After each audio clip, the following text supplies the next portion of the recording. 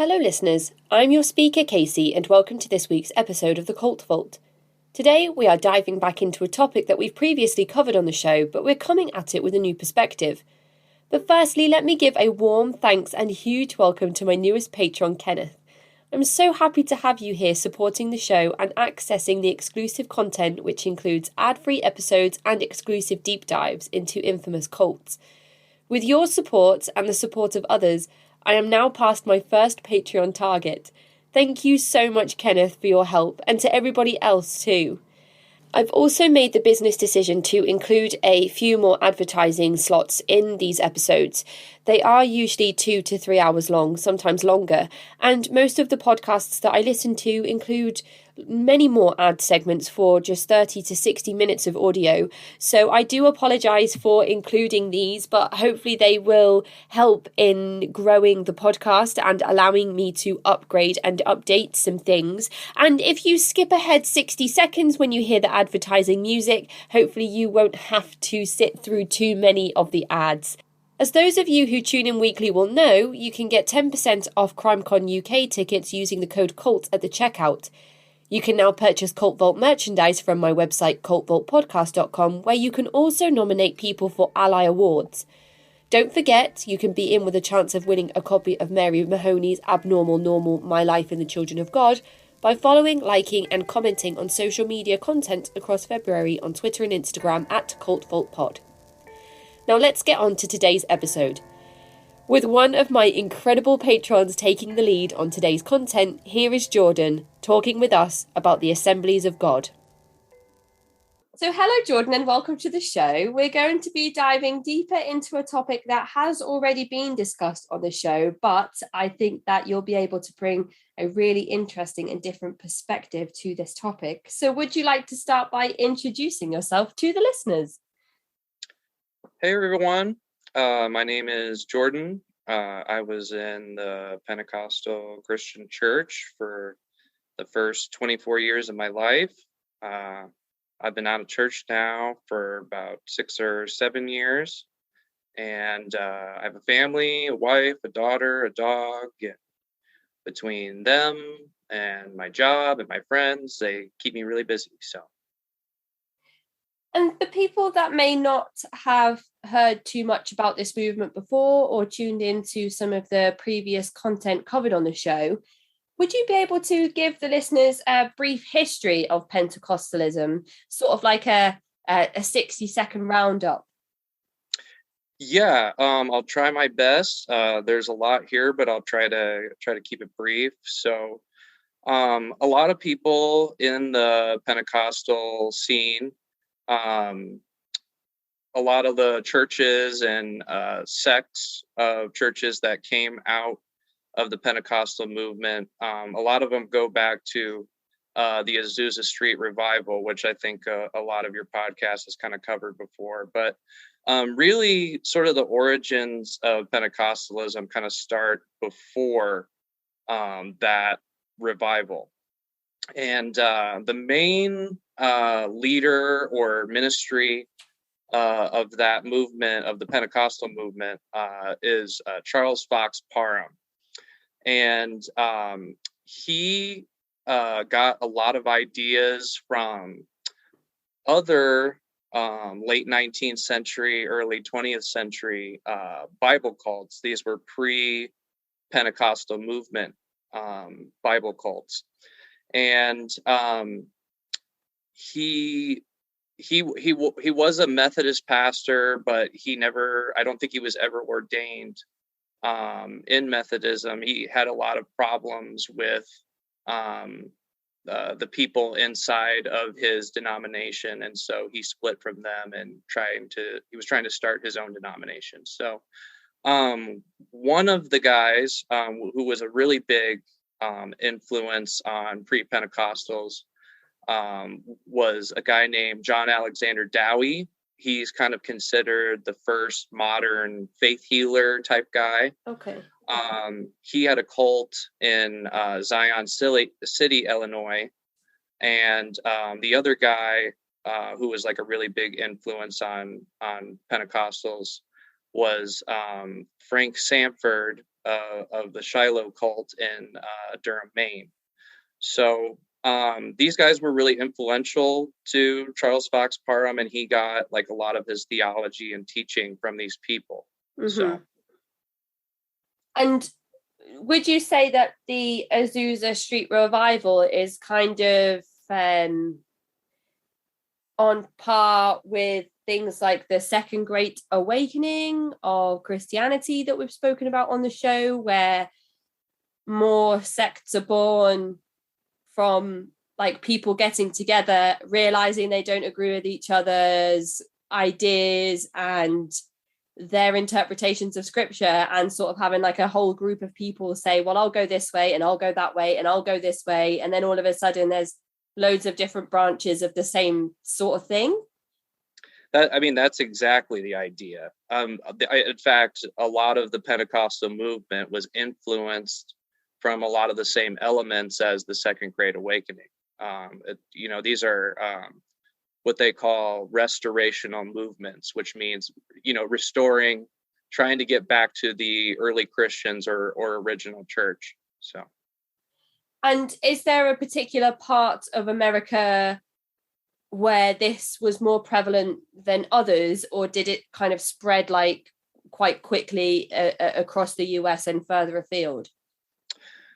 I would say it's spread pretty far and wide. I'm from the Midwest, so it's super big in the Midwest, and caught on really heavy here. But there's strong Pentecostal influences in California, some parts of the South. So I would say for the most part, pretty far and wide.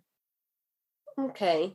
And at the point where you are a part of the Pentecostal faith, are you in an identifiable sect or branch of Pentecostalism, or is it sort of just under the Pentecostal title and generic in the sense that it's got no specific sect attached to it?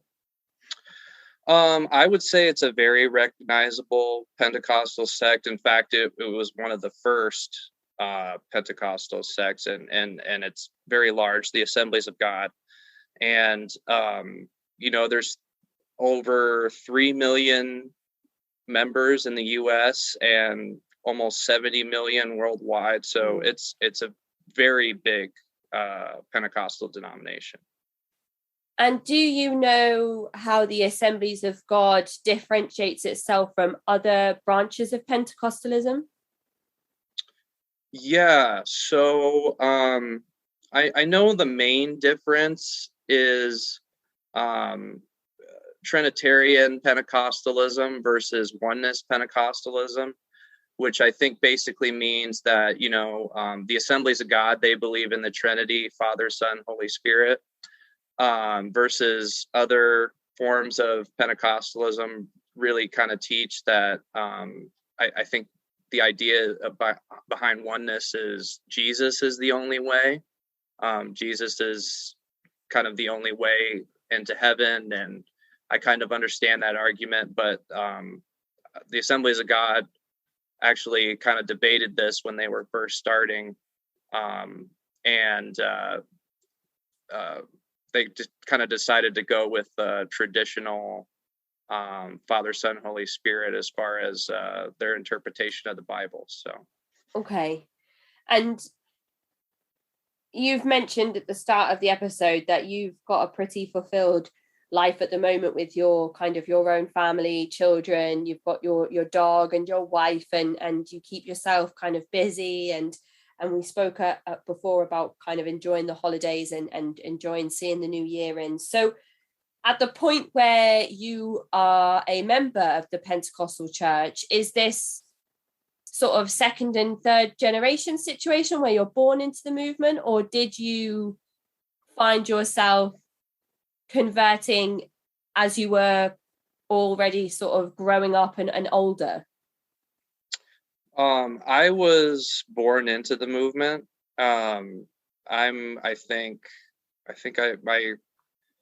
My great grandma joined the Pentecostal church as an adult, So I guess that would make me third or fourth generation. Wow, yeah.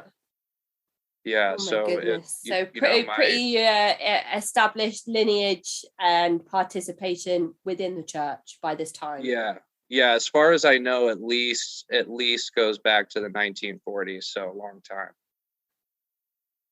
And at the point where you're growing up in the church, what are the basic principles and practices for a member of the Assemblies of God? Yeah, so the Assemblies of God is kind of a end times missionary movement.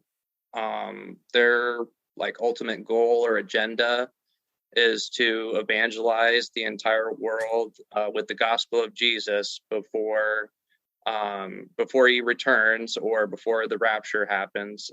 The Assemblies of God believes in the rapture. There's kind of this whole idea in the Assemblies of God that in the last days there's going to be kind of like this big outpouring of the Holy Spirit, which will enable people to evangelize and reach people before Jesus comes back, and kind of enable people supernaturally to win people to Christ. So the word Pentecostal, as far as like where the Pentecostal thing comes from the day of Pentecost in Acts chapter 2, where the Holy Spirit came down on the 12 apostles after Jesus went up into heaven, and they were speaking in other tongues and were filled with the gifts of the Holy Spirit. And the Pentecostals, they're trying to connect back to those early Christians, those early evangelizing days before the Christian church was established. So I would say, evangelizing is like the most important thing to the Assemblies of God. All the most dedicated and respected members are either in some sort of ministry or missionaries or evangelists. And these could just be in the United States or all over the world. The church puts a pretty heavy burden on the congregation to evangelize because it's an urgency. Jesus could come back any day. So, right. And it's a fundamentalist religion. They believe the Bible literally. So they believe that the Adam and Eve story is like 100% true, that, the story of Noah building the ark is true, that, Moses was a real person, all the like kind of sort of almost cartoonish Bible stories that you hear about. They think those things are real and actually happened because they believe that the Bible is literally true. They're pretty anti-intellectual, pretty against science and the scientific community. Not really a whole huge emphasis on education in the Assemblies of God. I would say overwhelmingly that it's conservative Christian evangelical movement. Not really that much different from other evangelical churches in the United States, anyway. And they believe in original sin, which means that man is basically evil and sinful because Adam and Eve sinned against God. They believe this is kind of something that makes Pentecostals more unique to other types of evangelicals or Christians. They believe a lot like in miracles, magical thinking is like heavily encouraged, divine healing, angels and demons, visions, prophecy, overall kind of sort of fantastical claims. And that's kind of something that really kind of sort of sets them apart from other types of evangelicals that don't believe in those things. So Right, okay, so you've given us a really clear and concise overview of the history of Pentecostalism and the sort of branching off of the Assemblies of God.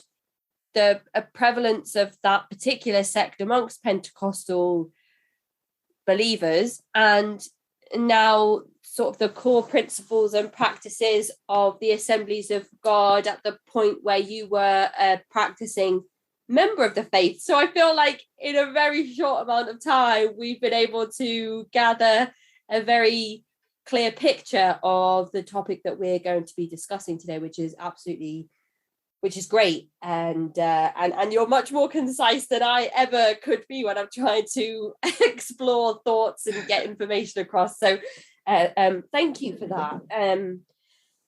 And you mentioned being sort of third or fourth generation within the church. So can you tell us about your parents? Did they meet in their congregation? Did they meet as both practicing members of the Assemblies of God, or was it one parent was brought in and converted once your parents met outside of the church? Yeah, so my dad grew up in the Assemblies of God, went to an Assemblies of God church as a kid. And my dad kind of knew from a young age that he wanted to evangelize and be a pastor, and kind of made moves towards that from a really young age. So, my dad went to Bible college, became a ordained pastor in the Pentecostal church, became a youth pastor. He was a youth pastor for about the first 9 years of my life. So as a kid, that's what I remember him as. Mm-hmm. And he was youth pastoring a church in Chicago. And my grandma on my mom's side, so my mom's mom, got converted there at that church in Chicago.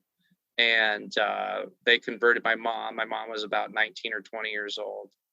And my mom met my dad in the youth group. She kind of became a youth leader and a part of the youth group there. Okay, so they met through their mutual work in the church around involvement with the youth of the church and educating the younger people on church practices and doctrine. Yep. And so they went on to have you. Is it just yourself, or do you have brothers and sisters? I do. I have two younger brothers. We're all about 3 to 4 years apart. So I'm the oldest. Okay. So a male-dominated household. Yes. And rowdy household. Yeah, I can imagine. I mean, if all boys are anything like my son, it's just a very busy household, lots of noise, kind of non-stop. Yeah, my son is just busy all the time. He never stops. So I can imagine sort of 3 boys and your father with your mum in the home was a very busy house indeed. And and I wonder if your childhood looks particularly different because of that, in terms of the patriarchal way in which a lot of these faith-based groups position themselves. Do you feel like if you would have had sisters that it may have been different for you growing up in terms of the purity culture and everything that comes along with Pentecostalism? Yeah, I 100% do. It totally, I mean, having all boys in the house totally influenced the way that I viewed relationships and women in general. I think that played a huge part of it, of course. What was your education like as 3 boys growing up in a house with a very devout and practicing father who has planned to kind of be one of these evangelizers for as long as he can remember? So we were homeschooled, all 3 of us. And so my mom was a stay-at-home mom.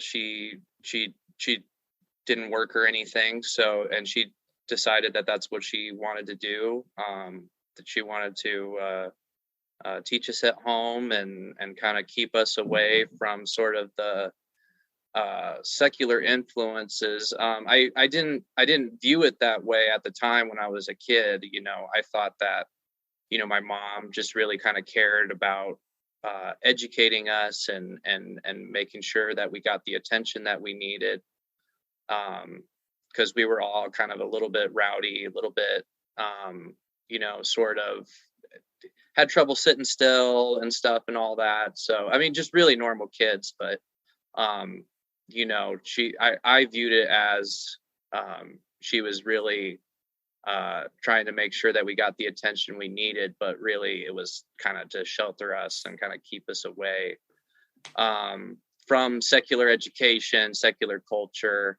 and sort of immerse us into this evangelical Christian culture.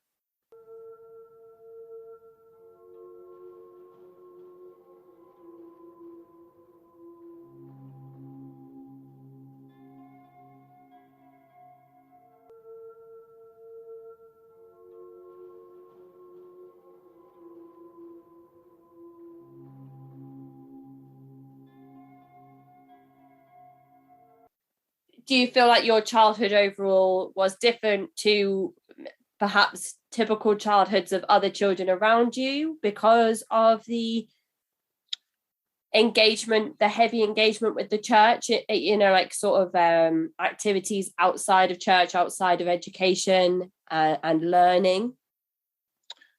Well, when I was like elementary age, I didn't really feel necessarily like an outcast or that I was different or anything, because we were always a part of churches that had a lot of members going to the church. And so there were always lots of kids around to meet and be friends with and play with. And, my parents didn't shelter us really from kids in the neighborhood. So I actually had like a really, really good childhood. I really enjoyed my time in the church as a kid and enjoyed all the programs and things I got to be a part of. I enjoyed all my neighborhood friends and really, really had a pretty good childhood. I made a lot of really great friends. And you said that you have a great group of friends today as well that you kind of chat with a lot and they keep you nice and busy. Yeah, absolutely.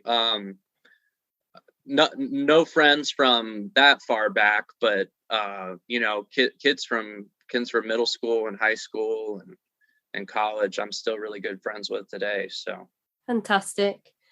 And when it came to church-related activities as a child, do you remember any services or things that you were absolutely expected to attend, or any extra things that your parents either encouraged you to attend or you decided you'd like to be a part of, like perhaps the youth group itself was something that you would enjoy outside of the mandatory services for practicing a Pentecostal? So when I was a kid, elementary age, there were lots of different things for kids to do, and kids actually had their own sort of church services even on Sundays. So the kids would they might be actually I think they even had their own worship services. So usually on Sundays you would go into kids' church and they would have their own worship service for kids, and it would be all kids and everybody would go up and dance and stuff during the worship service. And there would be a children's pastor that would preach a sermon specifically aimed towards the kids. Growing up, a part of that was really cool. It sounds like you had a pretty fulfilled childhood. Your parents, even though they were extremely dedicated to the church and church related activities, you were able to still remain fulfilled in terms of learning your own personal likes and dislikes and being involved in other church-related activities and activities outside the church as well, which is sometimes not often something that some of the young people that come to chat on the show have had a chance to experience if their parents have been particularly devout in their faith. So that's really encouraging to hear, and I hope that that's the same for other people that have been a part of this same congregation. Yeah, I mean, I think it's not always the case for everybody, but I was, very lucky that the church that we were at and the people that were around, were for the most part really good people, and the activities that were going on for kids were really good and really healthy, and as far as childhood goes, in those elementary school years, I can't complain. I really had a pretty great time. That's so fantastic. And I mean, we mentioned earlier some of the more patriarchal, or maybe with some of the stuff we've discussed on the show, I'd say more misogynistic side of things. And I'm not sure if you would have noticed any of this growing up, in the Assemblies of God culture, but do you recall any sort of restrictions for women more so than men in the congregations? Like sometimes we hear of men sitting on one side and women on the other, or women being required to wear certain headdresses and dress in a certain way. Yeah, so as a kid, I don't know if boys and girls just kind of naturally do this, but there was definitely, like, as a kid, the girls would kind of sit with the girls and the boys would kind of sit with the boys. That wasn't necessarily expected, but it is kind of sort of insinuated in a way, or there's kind of sort of this attitude of like, you need to be with the boys and the girls need to be with the girls, and there shouldn't be too much interaction between the boys and the girls and stuff. And there is kind of this idea, even from a young age, of like, we kind of have to keep them separated, as far as like groups and stuff and programs, like Wednesday nights is a big thing in the Assemblies of God Church. That's like when youth group is going on, and like during youth group, there's also kids programs going on. And so the kids programs, the boys and girls are completely separate. The girls, I think you've heard about missionettes. Yes, I have. Yeah. So the girls have missionettes, or something equivalent to that, and then the boys had like Royal Rangers or something equivalent to that, where it's like basically like Christian Boy Scouts. Okay. So yeah, I mean, yeah, from a young age, there's like very much this attitude or idea of like, we kind of have to keep them separate because we have to teach them things separately. There's things that boys need to know, and there's things that girls need to know, which is very patriarchal. And from what we've heard on previous coverage of the show, the stuff that the girls are being taught is not necessarily healthy relationships, sex education, kind of understanding your body and how your body works, but more so why you shouldn't make a boy's mind wander with the way that you're dressed, or the makeup that you wear, or the length of your hair, and such things like that. Yeah, exactly. Yeah, it's very, very toxic and damaging, I think.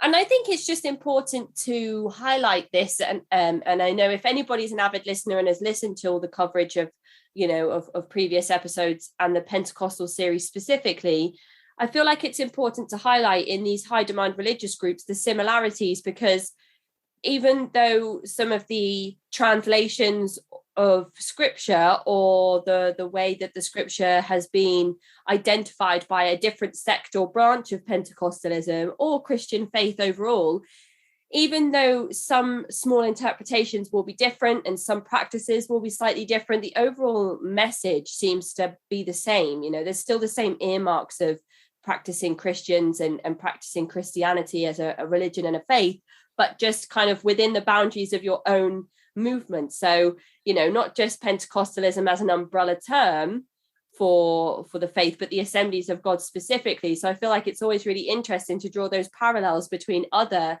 very interesting and high demanding groups such as the Assemblies of God in comparison to other religious groups that may not even identify as Pentecostal at all.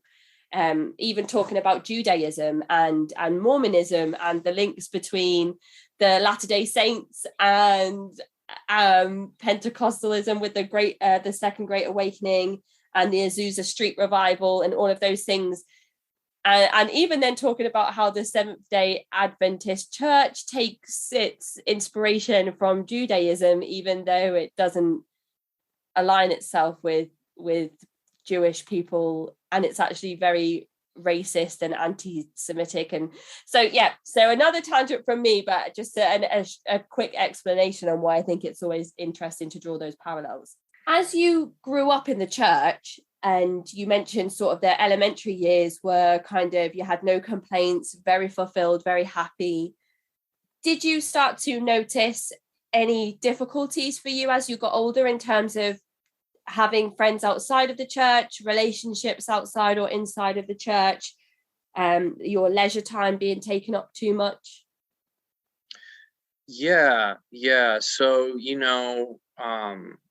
those early years of my life, things were pretty good. But, as I started to get older and started to, hit puberty and get to middle school age and started growing up and becoming a teenager, especially those middle school years were very, very difficult for me. And a lot of that, I think, had to do, there was a lot of different factors, right? But a lot of it had to do with, kind of the messages that I heard around sexuality and purity culture, and a combination with that, and going overseas. My dad was eventually called to be a missionary, when I was about 8 or 9 years old, and we left the country, and I had never been out of none of us had ever been out of the country before, and my dad became a missionary to Africa, and so going to Africa and experiencing that, and then my dad, deciding that that we weren't going to do that anymore, and that he was going to become a youth pastor again, and coming back to the United States, having those experiences over there, and then in a combination with that, and like the actual theology and doctrine that I grew up with in the church, I was experiencing a lot of confusion, and there was a lot of internal struggle. I imagine it's kind of like feeling in a constant state of upheaval when you feel like a decision has been made and it's final, and then all of a sudden it's kind of like the whole situation changes again when your father makes a decision and changes his mind, and you're told that there's going to be this big change and Africa's being involved. And at that age as well, Africa feels like a different planet. Like, it feels like it's so far away. And well, I don't know what it was like for you, but when I was that age, all I knew of Africa was what I watched in documentaries about animals. So all I would know was the Lion King and zebra and giraffes and exotic animals that lived really far away on another plane. I didn't know too much about overpopulated areas with high rates of murder and crime and drug cartels and corrupt governments and all of those, and shanty towns and all of those things that you learn about as you grow up. But to hear the word Africa at that age, I don't know if that was daunting to you at all. At the time, I saw it as kind of like sort of a cool opportunity. And I fully believed that at the time that God was really calling my dad to go over there to evangelize and bring people to Jesus. And so, I wasn't thrilled about like leaving my life there and leaving my friends there, but it was kind of an exciting opportunity um, to do something to do something big for Jesus, you know, Mm-hmm. in a third world country um, where uh, you know there isn't necessarily a huge Christian presence there. You know, I thought of it as like a really cool opportunity at the time, but Mm-hmm. you know, when I got over there and actually experienced it, you know, we had like a little bit of prep beforehand. You know, our parents kind of told us, you know, what it was kind of going to be like over there and what to expect, and it was, you know, kind of pretty much exactly what they said it was going to be, but you know, definitely experiencing it Yeah, firsthand. absolutely. I It's mean, very changed. different. Yeah. Yeah, it changed. I mean, it really changed everything for me. I mean, that I would say that was like a very pivotal point in my life where Wow. my entire, you know, American bubble or American worldview was shattered at a young age, at a very young age, you know. So It's definitely, as we are taught over here in the Western world, an impoverished continent, and I know not every part of Africa is going to be as bad as what we are shown on the TV, especially during charity campaigns to feed the extremely impoverished and hungry parts of Africa. I guess that was my next introduction to some of the parts of that continent, was the struggle and the suffering that some people experience over there. And to be told that you would be part of improving the lives of those people and to build a community over there of people who were in need of some of the more basic, most basic human things that we need, like clean water, and sanitary products for the women, and to be told that you'd be part of something bigger than yourself is a lot of the reasons why people join groups and movements that turn out to have coercion and exploitation in the first place. You know, the promise of being part of something bigger than yourself, of being part of a community, and part of intrinsic change in the world, where you leave some sort of stamp on the planet before inevitable death. yeah, absolutely. We've got some more questions about life in Africa and that big sort of change in your life a bit later on, but I wondered if you could talk us through the stages leading up to that decision. Was there a communication with your parents? Was there any sort of pre-warning that your father was being looked at for this position? Was there any hints, or was it out of the blue one day your father comes home and says, "Kids, we're going over to Africa"? Yeah, so it was out of the blue.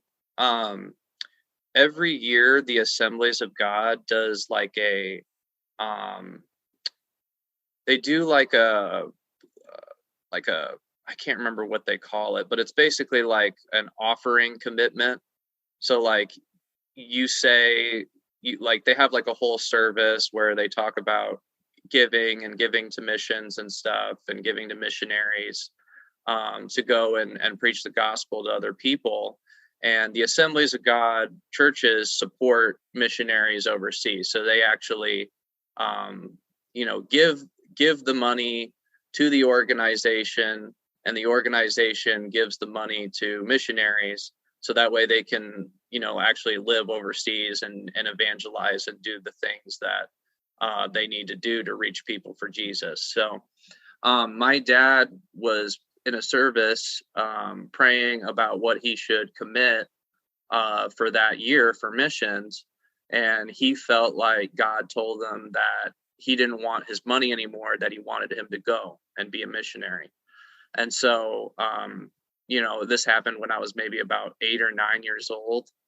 And so, you know, he told my mom. My mom was obviously shocked, but she was on board. And uh, we just kind of went with the flow. And, you know, us kids, we really didn't have a say in anything. And we were used to that by then, like we just kind of went along with the program anyway, and nothing bad had happened to us. So we were happy to do it. And at the point where your father decides that missionary work overseas is his calling, do you feel like that his path was always kind of leading him in that direction? Because we talked earlier about him realizing as far back as he could remember that evangelizing was something that he felt really passionately about, that he felt inspired to do. Yeah, I definitely think so. And they, the church that we were at had a revival going on during that time on its own. And so, he was already in that mindset of evangelizing. They had already been doing outreaching and evangelizing, and growing the youth group and stuff where we were at for a while, all throughout the 90s.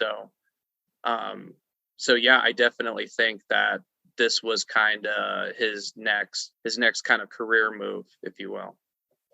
And you mentioned before that they kind of, your parents prepped you and your two younger brothers for what life would be like over in Africa, and that it turned out to be kind of exactly what they said, but understanding what to expect and then experiencing those two things are very different. And I feel like that could be true for many things in life. Like the thing that I related that to when you said that specifically was how tired people tell you you'll be once you're a parent. And you're like, oh yeah, I know it's going to be tiring. I've had a few nights where I've had no sleep and I've gone to work the next day. And then you actually have children and realize that it's like a level of exhaustion that you just never even comprehended could exist. So I understand that there are times in life where people will tell you how something is going to be, and you kind of think to yourself, okay, yep, I can see how that's going to happen and what that might feel like. And then experiencing that is very different to how you imagined it. So what did your parents sort of tell you to expect once you got over to Africa? Well, they kind of told us that, we were going to be moving to a third world country, and that, they don't have the same types of, like amenities and things? Amenities or the things that we're comfortable with here in the United States. They're not going to have some of those things. And as far as like, we had to get 1 million vaccinations and stuff before we went over there and stuff too, so that was another thing that was told to us, is like, we're not going to have the same type of medicine or medical help that we have here, and that, there's always a possibility of malaria, other kinds of diseases and illnesses. And, they told us that, there were going to be people there that, that were desperate and looking for, basic human needs like food and clean water and things like that. That there might, and also this particular area of Africa was also like not really that far removed from like tribal culture, Right. And so there's also a whole element of that as well, kind of, and in my experience, the tribal culture was still very prevalent and like very much a big deal there. People really spoke, like normal everyday people really spoke in tribal languages. They didn't really speak the national language or anything like. I mean, they would if they had to talk to Americans or Europeans or generally white people. They would talk to us in the national language, but for the most part, they talk to each other in tribal languages, and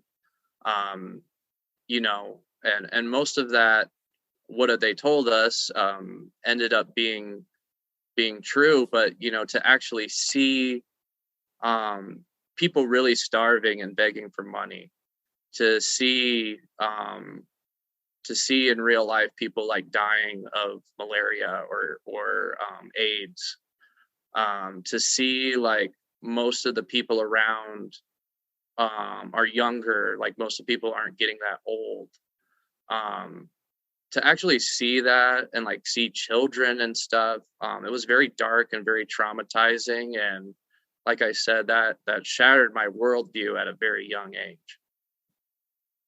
It's I imagine very distressing for somebody of your parents' age at the time you were over in Africa to experience these things.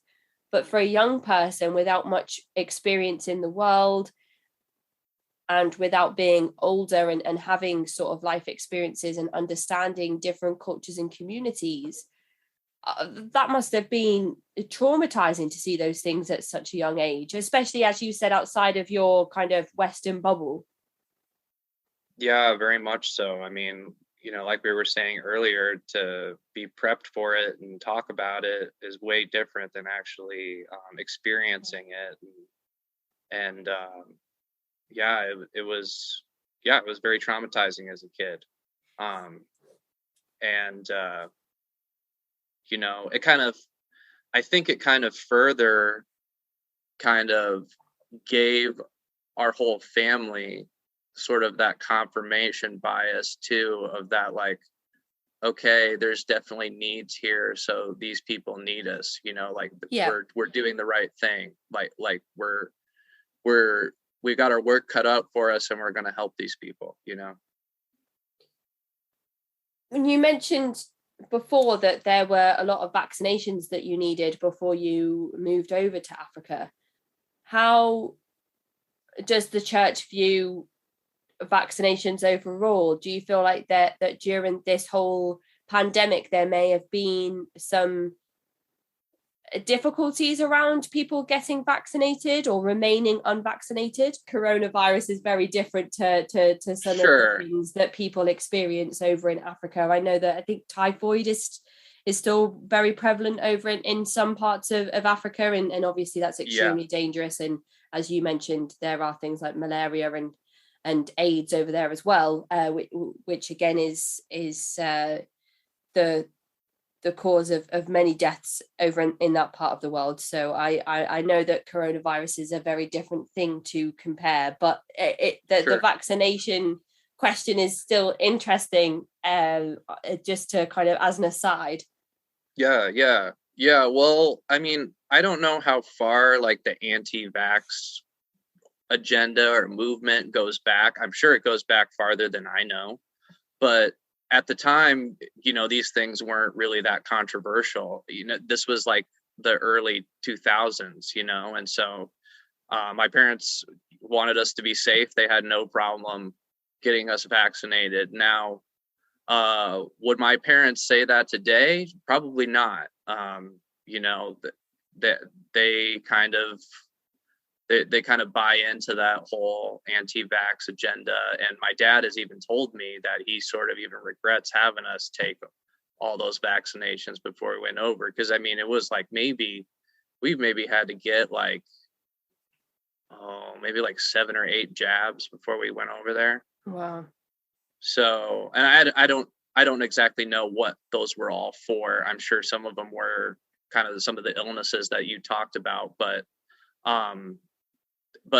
even with all the vaccinations and stuff, there was still always a possibility for getting malaria and getting really, really sick. There really isn't a cure for malaria. So people over there, those people would kill for the type of medication and healthcare, even though, our healthcare isn't like fantastic. They would kill for any type of healthcare like that over there. And so now when your parents are preparing to take you as a family over to Africa, you are having all of the needed vaccinations to go over there. But if it was today, remaining in America, looking at having a vaccination against coronavirus, that your parents' stance might be slightly different. Yes.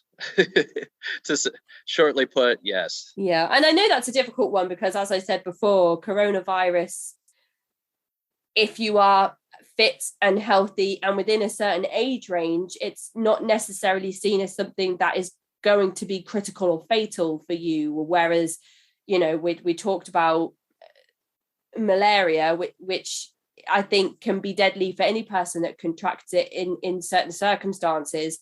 So I know that those two things kind of aren't easy to look at and kind of and pick apart, but just the vaccination side of things is interesting because, again, in some of these Christian based movements like Pentecostalism, there are a lot of things around anti-medicine, anti-pseudoscience, like psychologists and therapists and a lot of the, as we talked about before we hit the record button, a lot of the evangelical movement at the moment are almost radicalizing or extremist in their anti-vax views in some parts of America, and it's actually getting quite scary to observe as an outsider looking in at all of that unfolding at the moment. Yeah. I mean, a lot of just the whole anti-science, anti-scientific community, Western medicine, that whole sort of ideology is really, really scary. And my back in the day, my parents had no problem vaccinating us, and to see them go from that point to now where it's like they're kind of they really wouldn't do any sort of vaccination, especially not for COVID. That's how far we've come since then. And what part of Africa was it specifically that you visited? So we were missionaries to Togo, West Africa. You know how Africa kind of, there's like a sort of like a bubble that kind of comes out on the western end. So, we're down at the bottom of the bubble, just kind of like a tiny sliver of a country, right next to like Nigeria, Benin, Ghana, like that area. Okay, so you've got sort of on that bubble that you're speaking of, you've got sort of Tunisia and Morocco towards the top, more closer to Europe than the part of Africa you're sort of towards the very bottom. And even though it's kind of called the kind of west of Africa, you're sort of down towards Ghana, Nigeria, Guinea, and those parts of Africa as a continent. Yep, exactly. And is it, if it's towards the bottom, my geography is not great, so I might sound really silly to anybody that's listening now. Obviously South Africa is at the bottom, but if you're talking about that bubble that sticks out, I think you're near the coast, maybe near the ocean. Yes, yeah. Well, so I know Nigeria is kind of near the water anyway, so I might be completely off the mark here and sound really like. No, you're right. No, you're right. The city that we lived in was right on the coast, which was the capital city. We were right by the ocean. But you further north you go,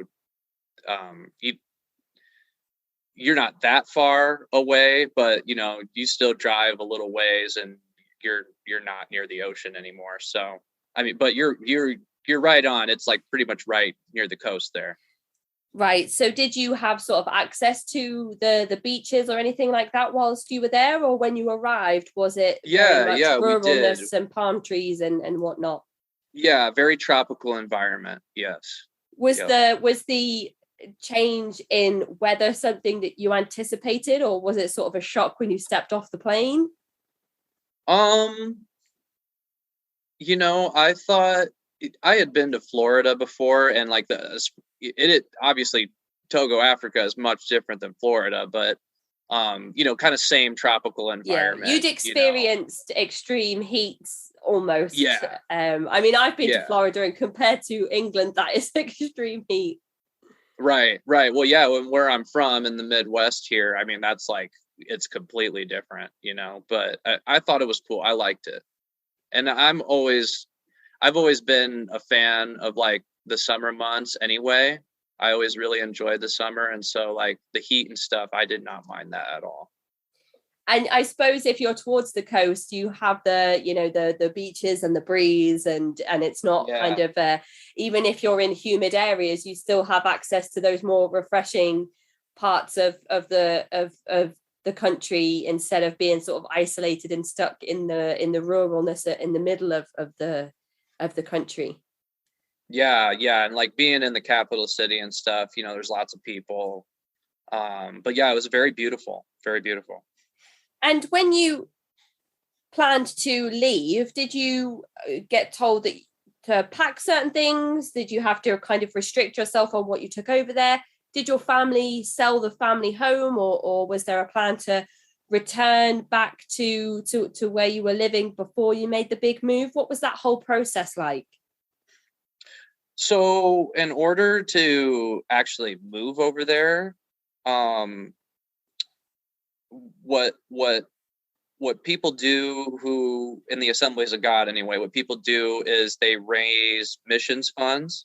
So my dad would like go all over our state and like all over like kind of the general Midwest to these different Pentecostal or Assemblies of God churches and try to raise missions funds and get people to commit a certain amount of money a month towards our family to support us while we were overseas. And so that was like a whole like year's process. And then you go over there and it's usually like around 2.5 years, 3 years, and then you come back after that to raise more missions to go back over there.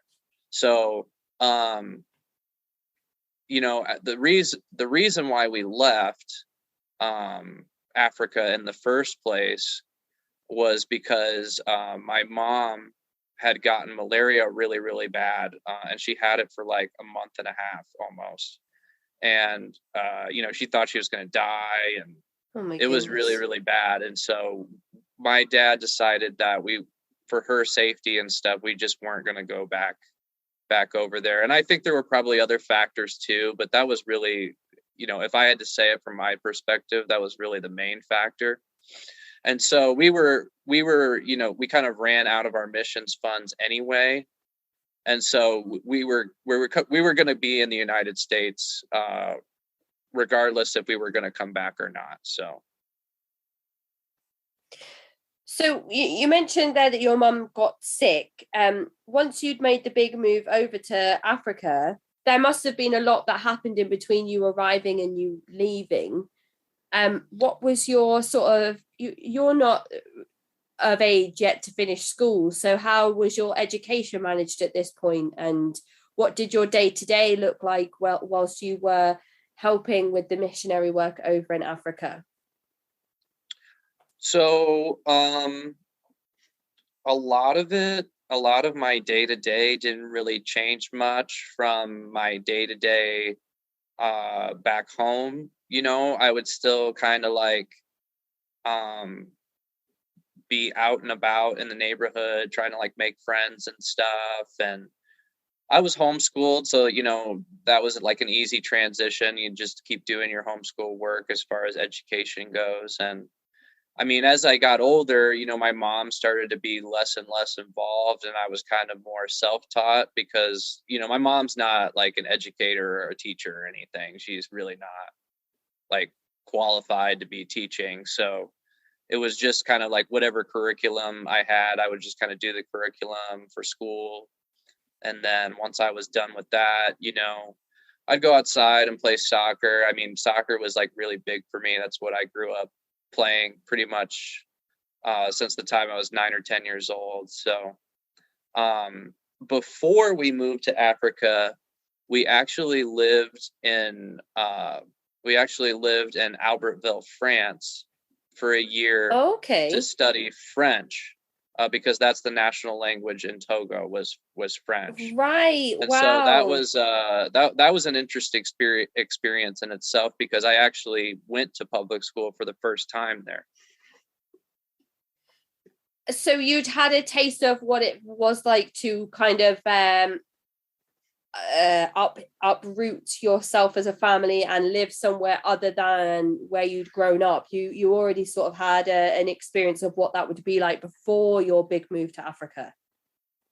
Yeah, I mean, definitely not as like I mean, it was a culture shock for sure, but it definitely not as culture shocking as going to Africa. But yeah, I mean, um especially in a little mountain town in France, like the culture is very, you know, they're very they have, I would say that they have somewhat healthy sense of nationalism, and so, like, you know, you're expected to speak French there.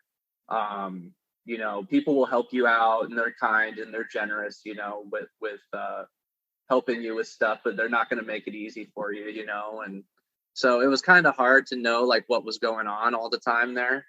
But yeah, I had already kind of had an experience of being in a different culture and different environment than what I had grown up in. And in your year of living in France, do you feel like you picked up enough French to kind of have like fluent conversations or semi-fluent conversations? Yeah, I would say so. I, the the more you don't use it, the more it kind of just goes away. And so I Right. wouldn't say I'm not fluent at all in French anymore. But as a kid, you know, in middle school and stuff, I was very fluent, and I could definitely get by, and I could talk to people. And, you know, I think if I had stayed there one more year, I probably would have been no different than any other French kid there. I probably would have been able to Wow. speak just as good as anybody else. But you know, they say, I don't know if there's any data behind this, but they say that kids pick up languages quickly, and a lot quicker than adults do. So It's interesting because French is sort of one of the languages that is taught in schools over here in England, French and Spanish, and sometimes German, but not so much in my experience. And even though those classes are one language is mandatory, or at least it was when I was in school. I'm not sure what it's like now, especially for your GCSEs, which is sort of before you choose which subjects you want to focus on as you get a bit older and closer to college age. And I just remember really not concentrating that much in languages and not understanding languages, and now feeling now, you know, sort of closer to 30 than not, right, that I right. just feel so ignorant, and people say, oh, just you can pick up a language anytime, but it's so No, difficult to commit yourself when your brain doesn't work as sponge like as it did when you were younger, and there's so many other responsibilities and things in life that you prioritize, and picking up a language is not something that I feel like I have time to experience right now. So I feel like maybe America is a bit different in the sense that there are a lot more ethnicities and languages and cultures sort of um, throughout the entire nation of America. There's lots of different people that you can meet from various parts of the world. Instead of you know, England, I feel like is not as multicultural as America, or in some parts of sort of Liverpool, for example, where I've lived for the last decade. There are parts of Liverpool like Chinatown, but then the Chinese community is very much sort of segregated from the rest of the community, and not forced segregation, but sort of they've decided to the Chinese community has decided to remain insular in certain parts of Liverpool instead of maybe integrating more than other communities might do so. So even then, I feel like it's difficult to have a sort of like inspirational passion to pick up another language because I'm not working with or alongside people of different nationalities all the time. So I don't know if French is something that's come in handy for you since you've left Africa or since you've left France, or whether you've thought to yourself, wow, I should really, go back to learning another language in the parts of America that you've grown up in. Right. Yeah, well, it's like, the thing is if you're not put in a situation where you're kind of forced to use it all the time, you just kind of lose it. I think everybody who is an immigrant or from a different country, would prefer to speak their own native language. And so if you're not put in situations where you're forced to use it all the time, or where you have to speak it, it kind of just dwindles. And so, yeah, I've tried to go back to French before, but again, it's like I just really don't have any use for it here. And I wish I could say that like America is much different from the UK in that respect, but we're really not. We're just as ignorant, and maybe even more so. There's kind of like in America, there's kind of like this whole idea of like the American bubble, where like we're only really concentrated and only really worried about things that are going on here, and like what we'll like certain things will come up and we'll see things from other country, like when Brexit was going on in the UK, people would talk about that because it was in the news, right? But like for the most part, that kind of like came and went, and then we're back to like American stuff, Right.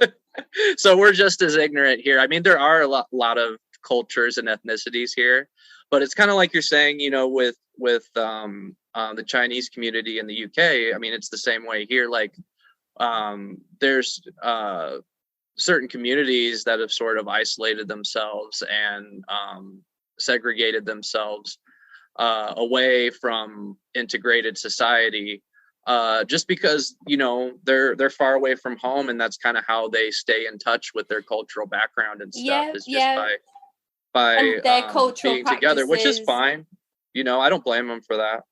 The cultural practices may be very different to what we understand and experience ourselves, and maybe because of our ignorance in the two nations that we've grown up in, perhaps people don't want to integrate with us because they can see that we're ignorant, and they can see that it might just be more effort than it's worth to try and get people to come and experience their culture and their traditions and understand them with an open mind, as opposed to being like, I don't approve of your traditional tribal tattoos and piercings or whatever it might be that is different to the culture that we've grown up in and know. So I can see why a lot of people may decide to keep themselves away from communities that they live next to, which is unfortunate, really. But then again, I think we talk a lot on this podcast about why it's important to be open-minded and accepting of people, and why there are not enough people in the world that do that, especially around the LGBTQIA plus community that we discuss so openly and at length on the show. Yeah, absolutely. When you were over in Africa, when you'd made that move, you had your year in France and you moved over to Africa. The climate is different.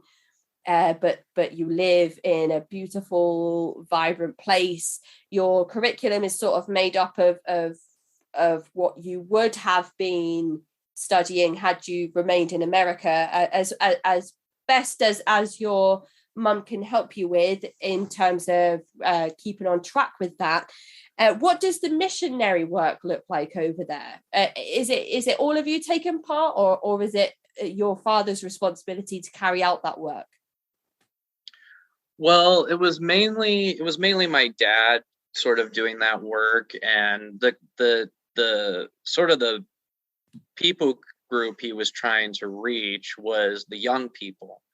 And there was a lot of young people in Togo because people just, quite frankly, because of diseases and illnesses and you know, the million other problems, starvation, no clean water, people just didn't get very old there. And so my dad, you know, with his background in being a youth pastor and working with the youth, really tried to bring that sort of expertise, I guess, into evangelizing the youth there. And Right. so there were a lot of different things that they did. My dad wrote a curriculum for youth pastors there in the country, and he wrote it all in French, which, you know, super proud of him that he was able to accomplish something like that, because, you know, he really struggled with the language stuff. I mean, that was super hard for him. So the fact that he wrote an entire book in French and was able to, you know, make that available for people was, in my opinion, pretty impressive. But yeah, he did that. And then they also, you know, went around and got approval from schools to do like these sort of outreaches at the school, where they would like hand out tracts to give to kids that had, like, you know, Bible stories in them, and told them about the gospel of Jesus. And they do, like, you know, like music and dances, sort of like during the school assembly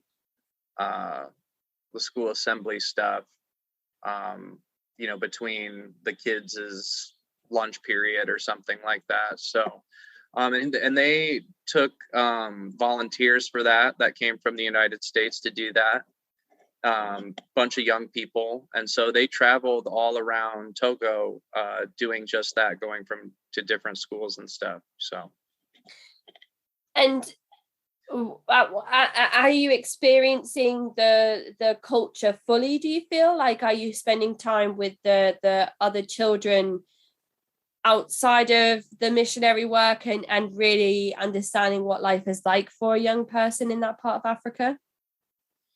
Well, I did travel a little bit with my dad when they were kind of going on that school tour, but you know, there was actually a British boarding school near my house. Okay.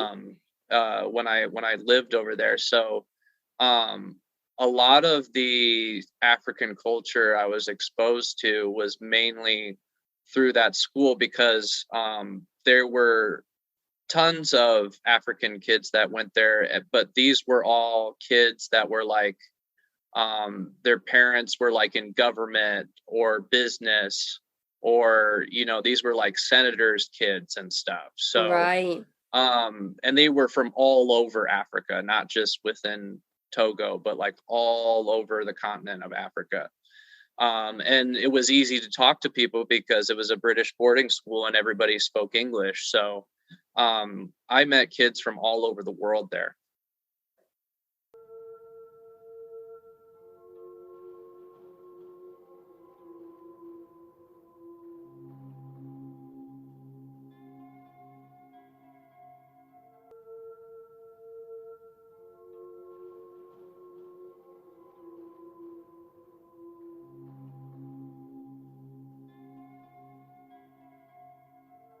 That's quite interesting. I think you're being given the opportunity to speak with so many different young people that have grown up with so many of their own different and individual experiences.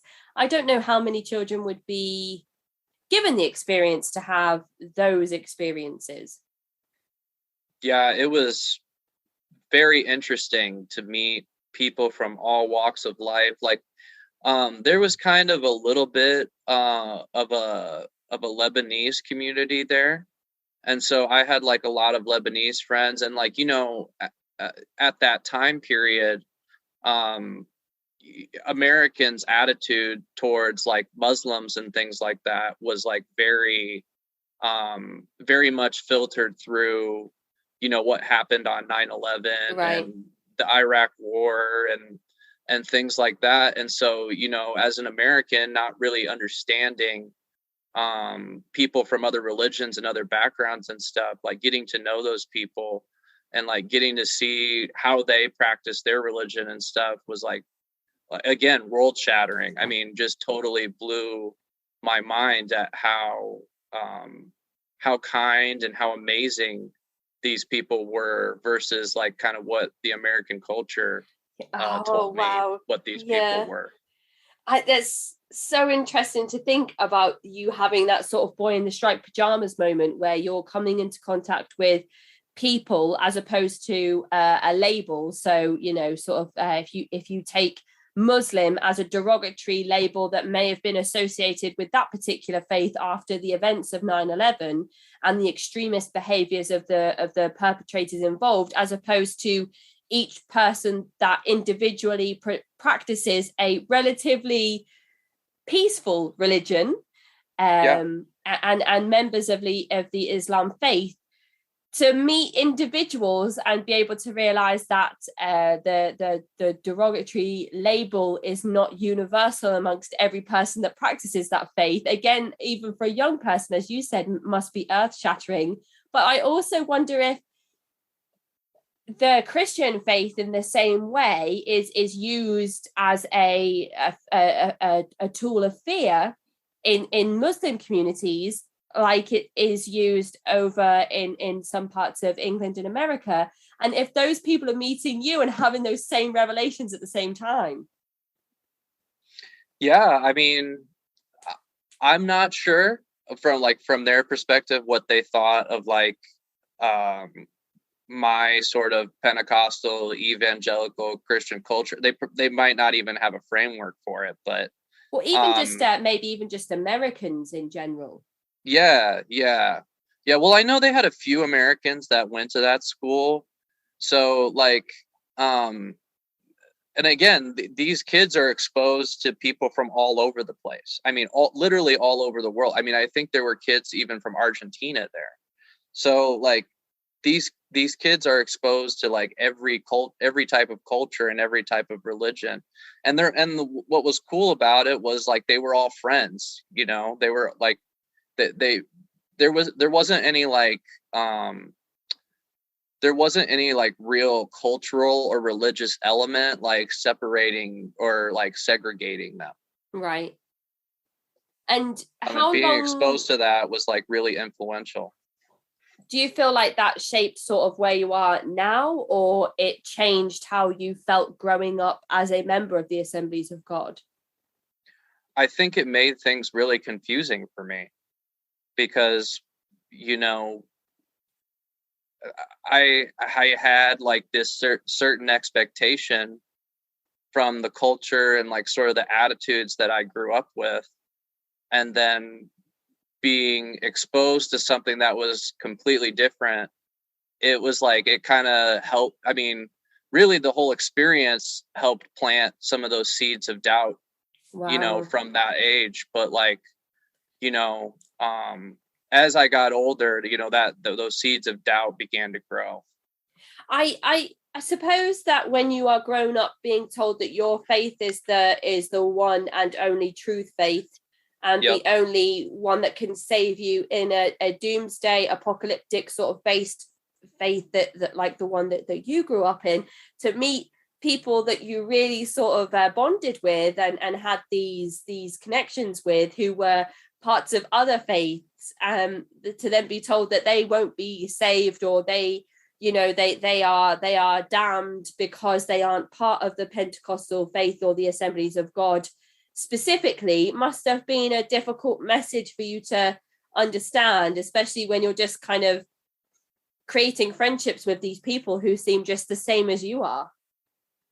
Well, right, exactly. And it was like all these cool people and all these nice kids that I'm friends with, all these people are going to hell. And then like all these kids who will, maybe never have an opportunity to really provide for themselves or have a career or have even just clean water or food, like these people are going to hell. That just like, I still accepted it, but that just didn't sit right with me. And did you ever think to yourself that sort of age-old argument of atheists and members of other faiths who say, why would there be starving children in the world if God truly existed? Well, I was never exposed to those arguments. Again, really sheltered, that wasn't something I was exposed to in my schoolwork or anything like that. And did you ever express your concerns about the friends that you'd made and the people that you'd bonded with about what would happen to them if they didn't convert to the Assemblies of God? Sort of with your parents or your siblings? I just don't know if at the time I was mature enough to like ask those types of questions. Like I probably thought about it in my own mind, but then, like cognitive dissonance just kicked in and I was just kind of like, okay, whatever, just think about it and move on, type of thing. Well, not only think about it, but the idea is there, and it's kind of, even if it lives dormant for a little while, it's planted and it's stayed, Exactly. as you've mentioned. So that's not something insignificant to write off, because we might not be having this conversation today if that thought didn't take root somewhere at some point. So that's still important to highlight, I think, for maybe other people who are listening who have had similar experiences where they've had thoughts and feelings that they may not have understood at the time or may not have explored at length. Right, exactly. That has still remained sort of there in the background, maybe pressing forward a little bit occasionally, but then being pushed away again until the time is right for you to go forward and explore those thoughts. But you mentioned that your mum actually did contract malaria and fall incredibly ill during your time in Togo.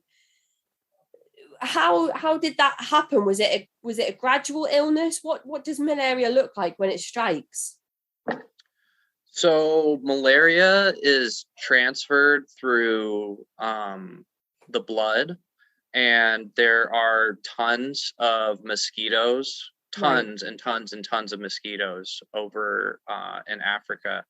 And so every mosquito bite is like, okay, am I going to get malaria? Oh my goodness. Like, what's going to happen, And I'm outside, and me and my brother are outside all the time, and we're getting bit constantly, but both of us never got malaria, and then my parents, they go outside, get bit once, and they're like, contract malaria. So it was just kind of one of those things where, my mom got bit, she got malaria, and I can't remember if it might have been her first or it might have been her second time getting it. I can't remember, but because I know they got it, like both of them got it a few times. I just can't remember like how far apart those were, or like how many times it was. But like it was, getting malaria over there was extremely common. It's not like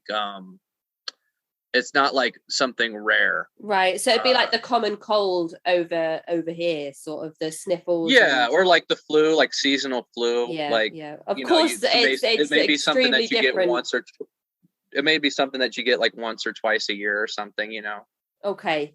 And when it strikes, are there sort of telltale signs that somebody has it, or is it different for each person?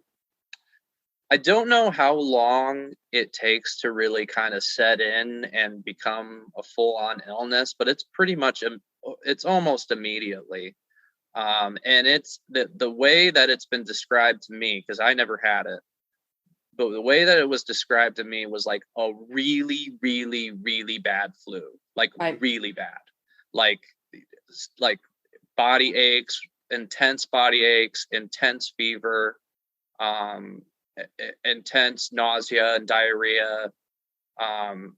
Sometimes you're not like, some days you're not going to get out of bed, you're just not even really going to get up, and it's even a struggle to get to the bathroom. And my mom had this very intense uh, uh, bout with malaria for about a month and a half, which it usually takes a few weeks to get over. Like that was like the normal, like Okay. maybe 2 to 3. I mean, it would just depend really, but usually it would take about 2 to 3 weeks to get over. And she Right. almost had this thing for 2 months. Whoa, okay. Okay. And is this like constant bed rest when you have it this severely? Um, yeah, yeah. I mean, after a few days you get bored and you think you're going to try to shake it off and you try to get up, and then it's like nope, Right. you just go right back to bed. Or So do you remember your mum sort of really struggling at this time? very much so, very much so. She was very much struggling, and I mean, it was severe enough that we really didn't know if she was going to if she was going to be able to stay there. We thought that we maybe had to get her go back to the United States and maybe get her medical attention because it was really bad. So you're there for how long have you been in Africa at this point before this strikes? So we had been in Africa at that point for about 2.5 years. 2.5 years is a pretty significant time for somebody your age. So you've uprooted your life from America. You've made you've made substantial roots over in Africa. Your mum gets so severely sick that you realize that you are going to need some sort of intervention in terms of advanced medical healthcare assistance. So you decide to go back over to America for the foreseeable future, or is this supposed to be just to get your mum the medical care that she needs? Well, we were going to come back anyway, like I said, because my dad was going to need to raise more funds to go back over there. So we were going to go back to the United States anyway. Okay. But she actually ended up getting over her malaria before we went back to the United States. Okay. And that the decision to stay was because my mom was like, I don't know if I can get that sick again. Like I don't know if I can do that again. Right. It was that intense and that hard for her because I mean that I don't know, exactly what she was feeling like I said, because I'd never had malaria before. But she legitimately thought that she might die. I mean, it was that intense. So Wow, that must have been so bad for her if she has said like, I will, to your father, I'll support you on any journey that your calling has given to you. I will, we'll uproot the family, we'll move over to Africa. I will educate the kids myself and and help them with their curriculum, and to go through all of that with your father. And then for her to have this illness, it must have been so severe for her to say like, I cannot stay here because if I get that sick again, I don't know if I'm going to be able to get through it a second time. yeah. Wow. Yeah, it was very and I would say that moment was a pivotal moment in her entire life, because after that she really was never the same. As far as it didn't just change her, like it didn't just change her. I don't know how to really describe it. It didn't just change her as far as like her her health. It changed her personality as well. Right. Like that Oh, moment changed. I mean, and she just became um she's a lot different from that moment on than from my childhood right. that I remember her, she just got a lot more intense after that. Intense in terms of her devotion to her faith. I would say so, yeah. I guess that sort of event could have many different effects on your spirituality. And if your parents are already quite devout in their faith anyway, I mean, speaking from an outsider's perspective, I might be way off the mark here, but you could maybe all have a an experience where you think, well, I'm obviously not devoted enough, otherwise this wouldn't have happened to me. And this is punishment for me not following the scripture, or not being, not praying enough, or not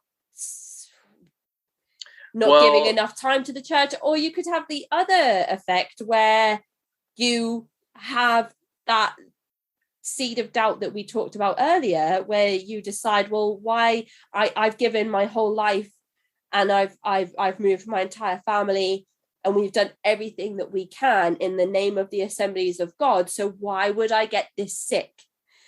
Right. So I suppose that there could be like those two fighting. I don't know. I obviously, I'm just kind of speculating here on what might happen to different people in that situation. Well, you're kind of right on the money there. I would just put it in terms of the Pentecostal culture, and coming from that angle. These types of like bad illnesses, and really any negative thing that happens in your life where your faith is being tested, these are looked at as attacks from the devil. These are looked at as like what they call attacks from the enemy. And my mom, I think, really felt like her faith was being tested, and that she was being attacked by the devil with this illness. And so, yeah, it's not surprising that she just kind of went further into the faith, and became a little more intense. That's I couldn't articulate an explanation for that, but it makes sense to me that that's what would happen. Right. And so you make the move back over to America. Are you moving back into the house that you lived in before you left? So we went back to my hometown for a little while. And then my dad ended up getting a youth pastor job in a different town within the same state, the state that I grew up in. And he got a youth pastor gig in another town. And I was about 12 or 13 then. So, I've been out of the United States pretty much my whole time during puberty, and by whole time, like kind of growing up in a pivotal point. And so I've been out of American culture during like some of the most pivotal growing up in developmental years of my life. And so that really kind of played a huge role in my teenage years. Okay. And again, sort of, you've left a group of friends behind before you move, and then you've made another set of friends whilst in Africa, and now you're back sort of where you were before you left. So are you reintegrating with old friendship circles, or are you starting again in terms of finding people with common interests and people in your peer group?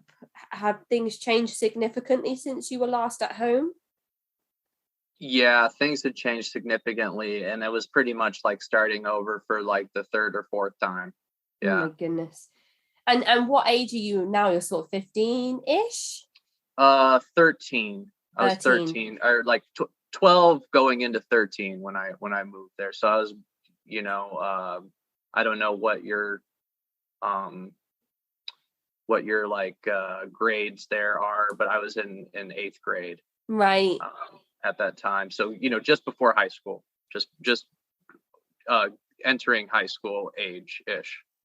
And that's it. From what we see from mainstream American TV shows and films, reaching that high school age and finding a group that you feel comfortable with is quite a difficult thing to navigate. And I don't know if this is true for everybody. I know it was for me in terms of finding a group of peers that I felt comfortable with, and kind of navigating high school itself. But in terms of, we've seen shows like 13 Reasons Why that highlights all of the kind of stereotypical difficult things that somebody might experience whilst they're in high school, for you to not have an idea of where you will position yourself or place yourself at this time, was that something that made you anxious, uncomfortable, or were you kind of just going with the flow? A little bit. I had kind of been accustomed to going with the flow at this point. And so I was kind of just going with the flow again. And I'm lucky. I've got the personality type of like, I'm not super extroverted, but I'm friendly, and so I make friends pretty easily for the most part. And so again, the community that was there at that new church, I was able to make friends and get myself established there, I'd say relatively quickly, and make a new friend group. What was difficult about that is that a lot of my friends were in public school, and I was still being homeschooled, and I had been homeschooled my entire life. And so, I was still kind of like, even though I was friends with people, I was still like very much sheltered from American culture and the secular world. And so that could be sort of difficult at times. Even by my friends, I was kind of sort of made fun of for that. And was that something that continued through your high school years, or did it change as you became kind of more established as your own person going through the educational process? Well, I was homeschooled all the way up until I graduated. So, I stayed pretty sheltered within the evangelical Christian bubble for a lot of the time. Now, I think by the time I had reached my teenage years, I believed 100% in everything in the theology and everything that I was being told at that point. But like, I wasn't, because I was a teenager and I had interests outside of the church. I wasn't always like 100% in. Like I wasn't like always like completely on board with whatever the church was doing at the time. So like, for example, like during worship, I wasn't like way into the worship or anything. I think maybe I had periods of time during high school where I tried to get into worship or whatever, or like tried to like really get into like the Bible and stuff, but I was just kind of like half in and half out. I wasn't really like as devout as like my parents were. Did they have any thoughts or feelings about that?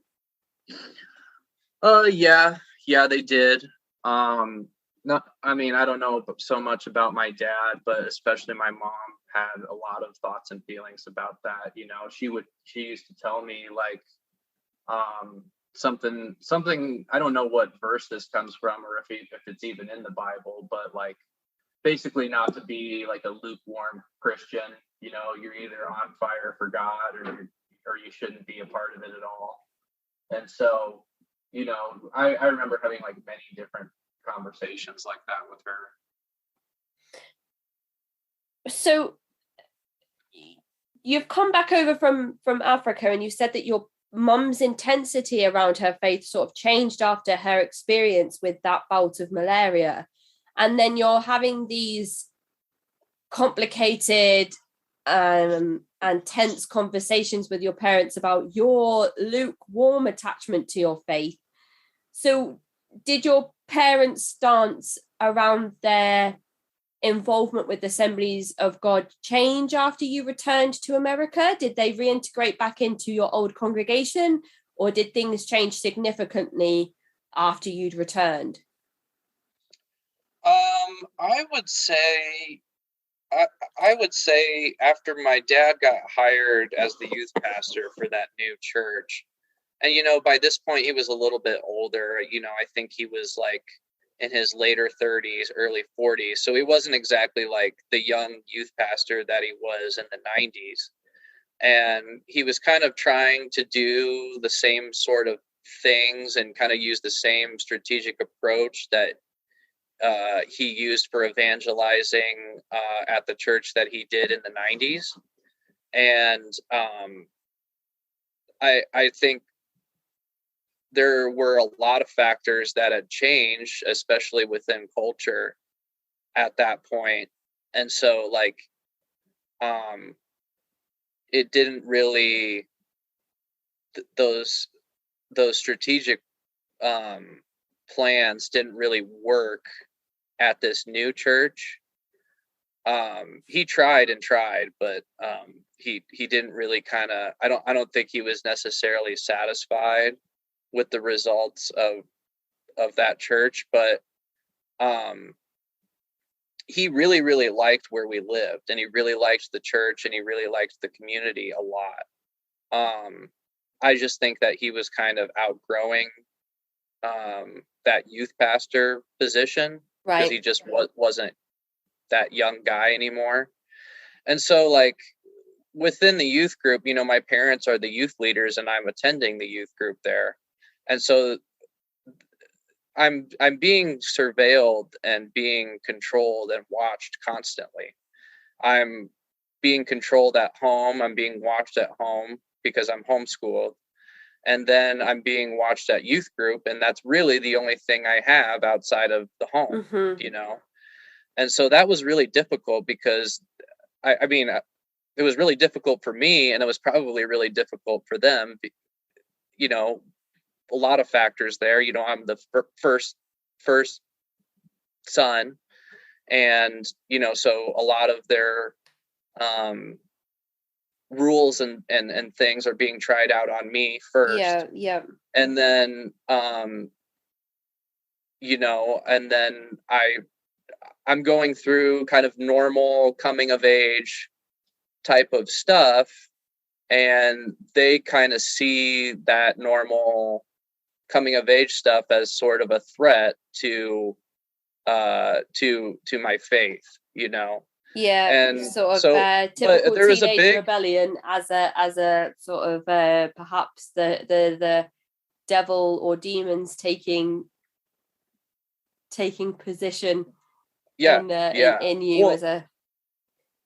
I think a big factor too is like the cultural shift from the evangelical movement in the 90s to the 2000s. It was just completely different, you know, like with, especially with the internet and stuff, and the beginnings of social media. It was changing things, and I just don't think that they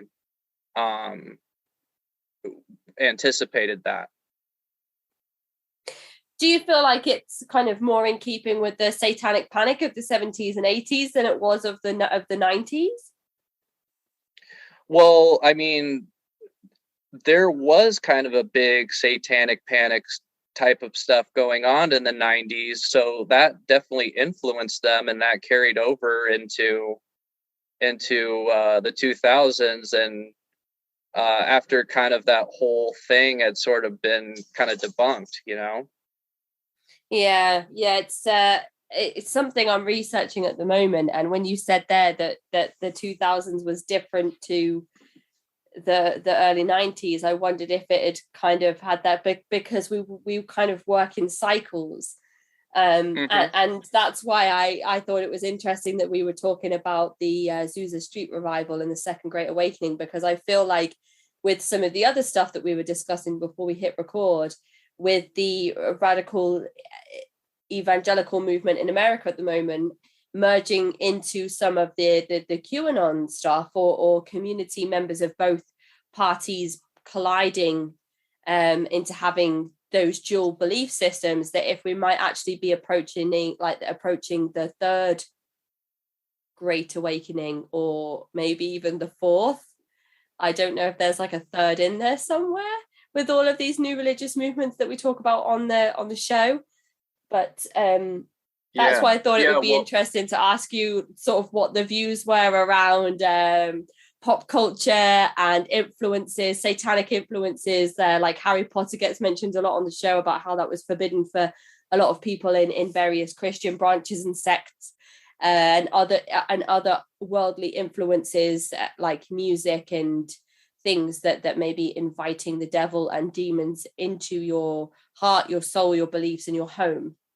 Right. Well, it didn't become super clear to me how separated I was from the secular world until I became a teenager, because I wanted to be a part of the secular world, I didn't want to like separate myself from what was going on in American culture.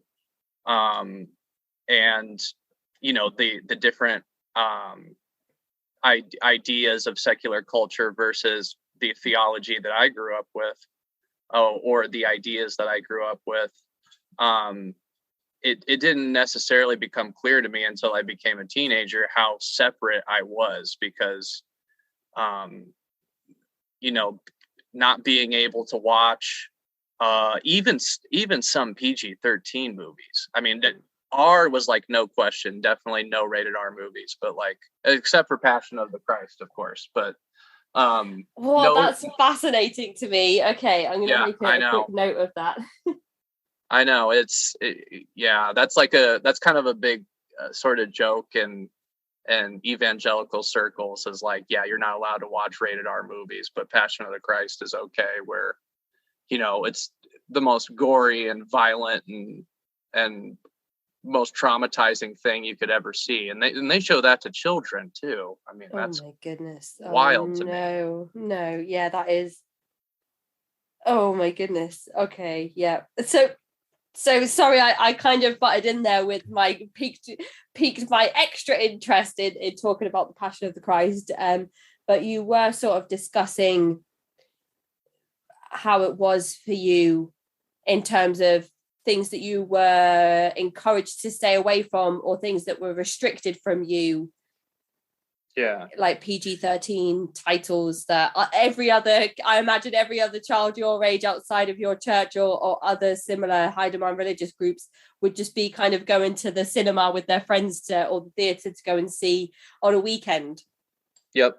Yeah. And like even like some PG-13 movies, I don't know, I can't think of like one off the top of my head that was like big at the time, but like, there would be like a movie that I heard that was really good, and I couldn't go see it with my friends because there was like some sort of explicit or sexual content in it, or whatever the case may be, whatever they wanted to keep me away from.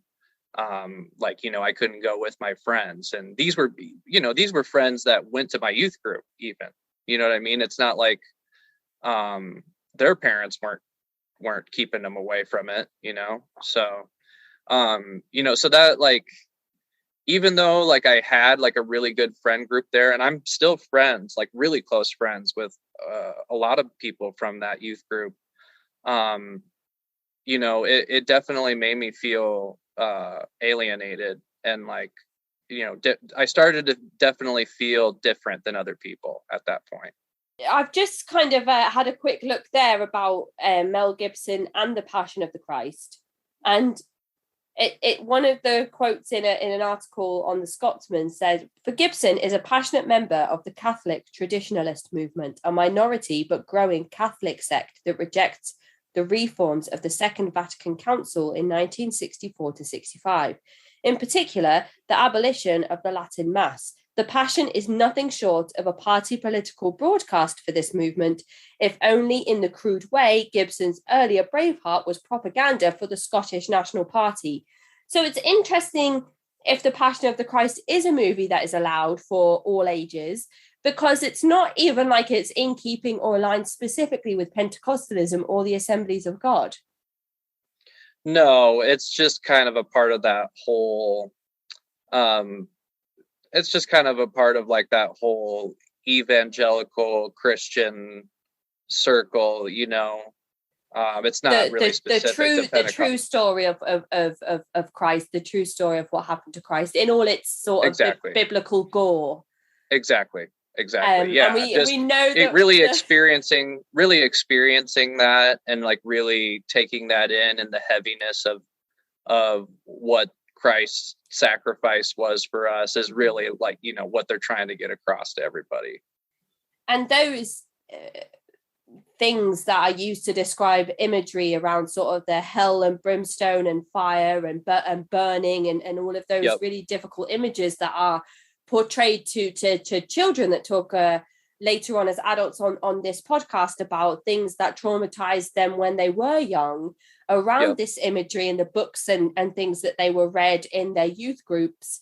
It's kind of easy, I suppose, in that way then to see why the Passion of the Christ was such a hit with denominations all over the world, no matter how their Christian faith aligns in terms of the very difficult map of tracking, you know, sort of where that branch came from and from which other movement it branched off from originally to begin with. So I suppose in that way, even though it's not specifically aligned to the Assemblies of God, you can see why that movie would be one of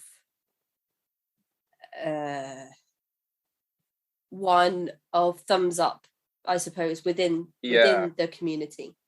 Yeah. Well, you're traumatized with things like this from a young age. And so like by the time you get to Passion of the Christ, when you're a teenager, it's like, it's just, here's one more thing to be traumatized by, Mm-hmm. And you see the scenes of the crown of thorns. And you're like, I've learned about this. I know all about this, and then you're seeing the nails going in. Yeah, the cat of nine tails, like that was like a big scene in the Passion of the Christ. I remember they would even play clips from that in sermons sometimes. Oh my goodness! To make a point about something, I can't remember off the top of my head, but like, that was like a big major scene when like the cat of nine tails and he's whipping Jesus, the Roman soldiers whipping Jesus with the cat of nine tails. And that is just horrifying. I mean, it would be even hard for me to watch now.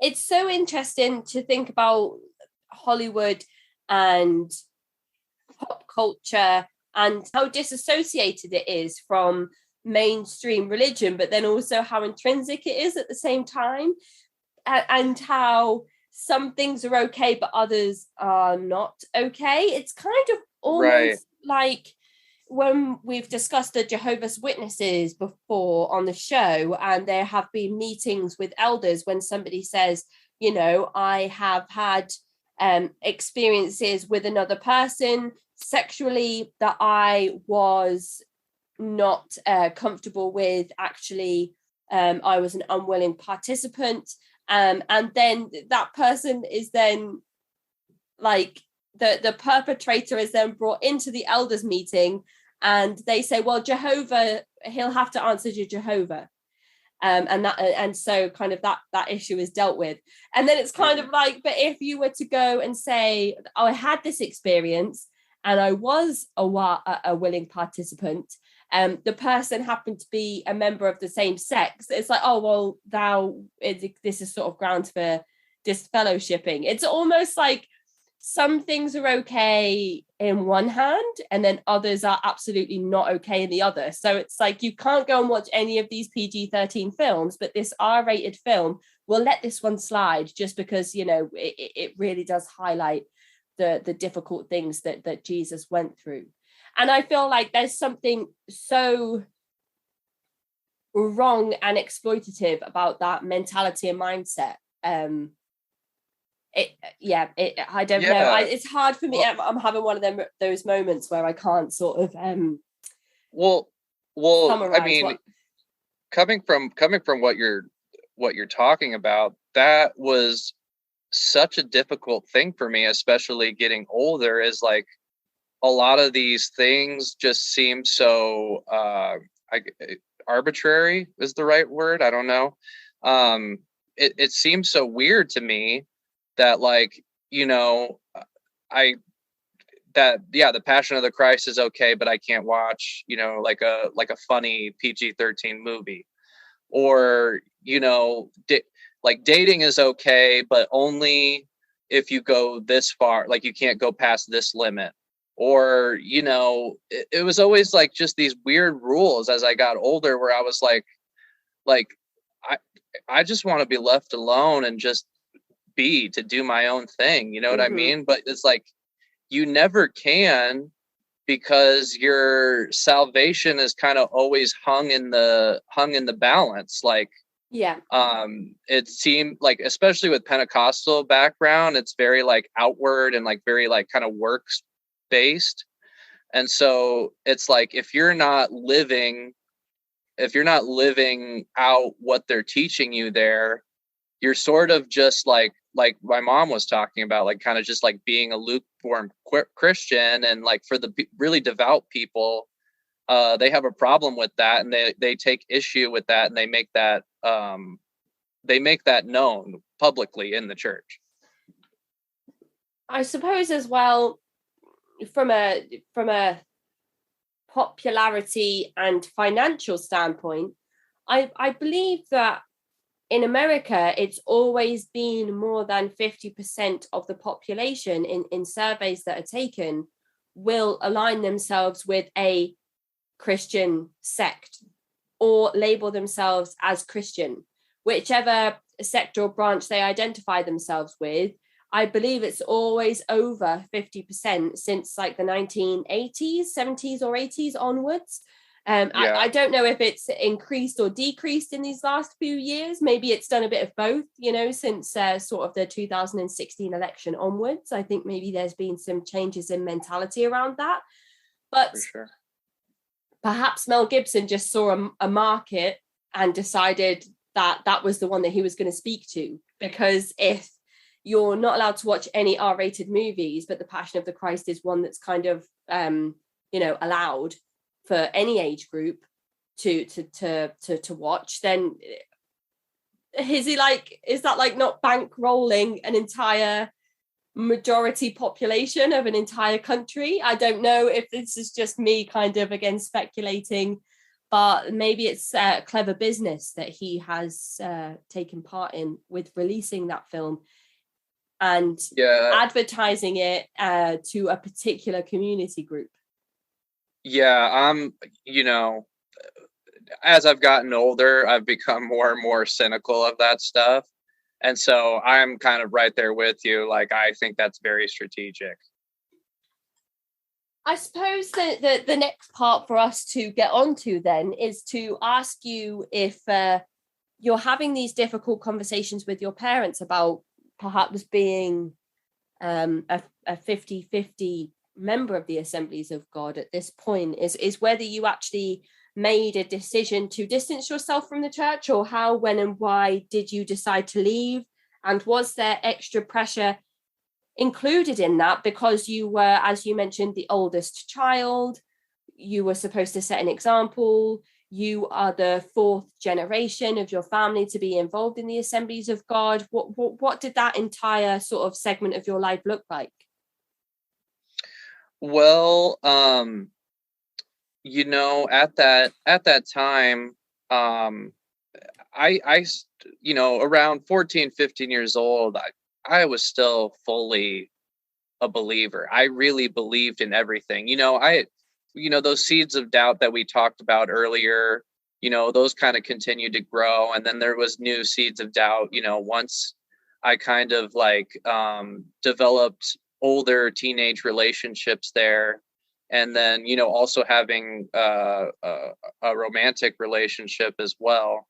There were other seeds of doubt that kind of came in there. And then, when I was 16, like 15 going on 16, we ended up moving again. And my dad decided to start his own Assemblies of God church with my uncle in another town in Iowa. And how did that come about? Was that another sudden decision, or was that something that was explored before the final decision was made? Yeah, it was another calling. Right. Okay. And at this point, do you accept that information differently to how you accepted it when you were told that you'd be moving over to Africa? This one frustrated me a lot more. Right. This calling frustrated me a lot more because, this was going to be the third or fourth time we moved. Right. And I thought I was going to be there for the rest of my life, well, not for the rest of my life, but I thought I was going to be there for a while. I thought that my parents would retire there and stick around there, and I established very close friendships. And like I said, I'm still friends with these people today. So I established really close friendships there, and a romantic relationship there as well. And so, yeah, it was very difficult for me to move again. I felt, um, I just felt almost heartbroken in a way that I had to leave, all my close friends and the life that I had worked so hard to try to reestablish, um, and moving again. Now, in hindsight, I am thankful that, I ended up moving again, because the place where, um, we ended up moving to, I'm here now, and I really enjoy it, and I like it. I'm glad I didn't stay in that town, but at the time it was very difficult. It was very, very difficult, and I'm in the middle of high school, and so, um, I have to make friends again in the middle of high school, and it was definitely a lot harder, this next time around than it was before. And do you feel like this kind of contributed perhaps to your decision to move away from the faith as a whole? There were definitely some more seeds of doubt that got sown along the way as I went after I had moved here, because I became even more involved with people who were outside of the church that had nothing to do with the church. Since my dad was planting a church from scratch, there was no community or place that I could go to um, where there were already, an established congregation there, Right. that I could be a part of. And so, um, I felt, the first year was really hard. I felt very alienated and isolated, um, from people in my peer group. The church that your father is building from scratch, is it literally being sort of built from the ground up, the actual property itself? So how church planting works is, usually, the church will find, a venue or someone's home to kind of start at, and it's Yeah. usually, like a smaller congregation and just kind of word of mouth sort of thing. And then once once people are kind of tithing regularly, and sort of, there's sort of wealth being built within the group, then, people will start making moves to like rent out, a space, like within, for example, like within like a school cafeteria, or, like a uh, an office room, or something smaller, where the church will meet. And then as the church continues to grow, and sort of the wealth of the church continues to build, then they usually make moves towards, getting their own building or having their own building built. Okay. It's a very difficult process to do if your church is kind of, average or not really growing. So it's kind of all based on growth. But, my parents actually ended up getting an old Pentecostal church that was, ended up being given to them, um, by, um, the person who used to own it. So, that was kind of given to them as like um, as like kind of like a gift to the Assemblies of Right. God.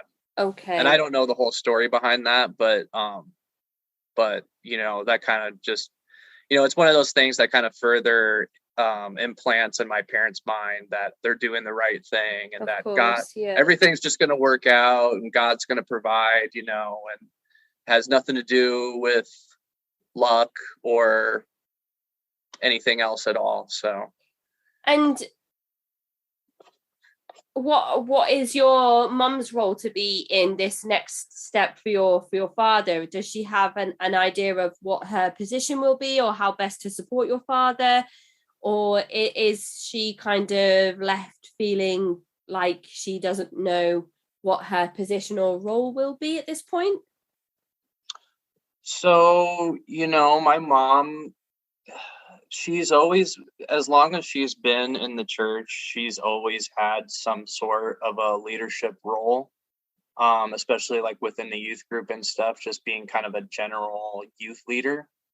But I think it's been kind of difficult for her to sort of kind of find her role as a pastor's wife in the church.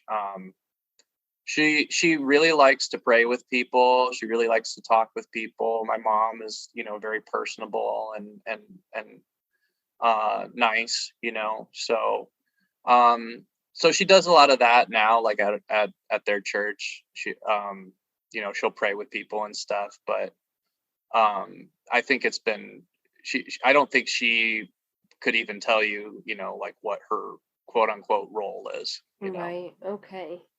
So She's kind of always been a like a homekeeper, a housewife, you know, since we were kids. I mean, that's kind of just how she's always been, and she's kind of happily accepted that role.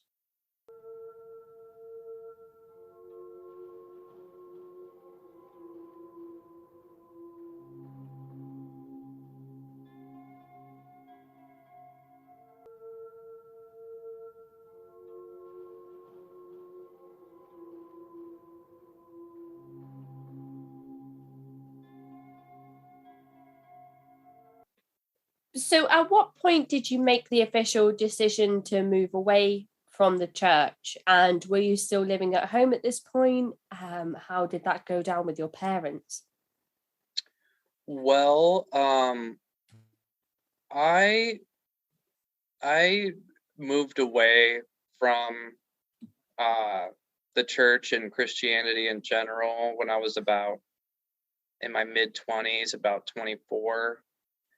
And, you know, it's kind of a long story. Um, but basically, you know, a lot of those seeds of doubt, you know, that kind of kept creeping in as I got older and as I got to be a teenager. Um, kind of kept building up, and um, it was kind of getting. As I got older, I was faced with tougher questions and like having more life experiences, you know, where it was kind of tough to reconcile my faith. And um, in my early 20s, I kind of became really devout, and I would say that that's kind of like when I really chose to be a part of the Assemblies of God myself versus like my parents kind of forcing me to be a part of it. Okay. And and you know, like even though I had those seeds of doubt and stuff when I was younger, I still believed 100% in everything that was being told to me. And so I mean, I wasn't like devout, but I was a true believer. Like I believed everything. I believed in the rapture. I believed in hell. I believed that Jesus was the Son of God. I believed in the Holy Spirit. I believed that the Holy Spirit was capable of making people speak in tongues and healing and doing miraculous signs. I believed all of that stuff, 100%. And so, in my younger years, in my early 20s, um, you know, I had before that I had never really thought about like really what I wanted to do in my life, and no one ever really encouraged me to sort of seek that out. You know, I never really had permission um to sort of explore and sort of have hobbies or passions to pursue. You know what I mean? I had things I was interested in, but it was always like, well, if that isn't going to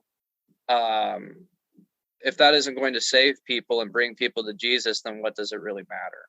You know, Right. That's kind of like the whole attitude that devout Christians have, especially in the Pentecostal church too, that if it's not bringing people to Jesus, then kind of doesn't really, it's not really legitimate, And yeah, there's like this whole idea of like God gets the glory for everything. So like,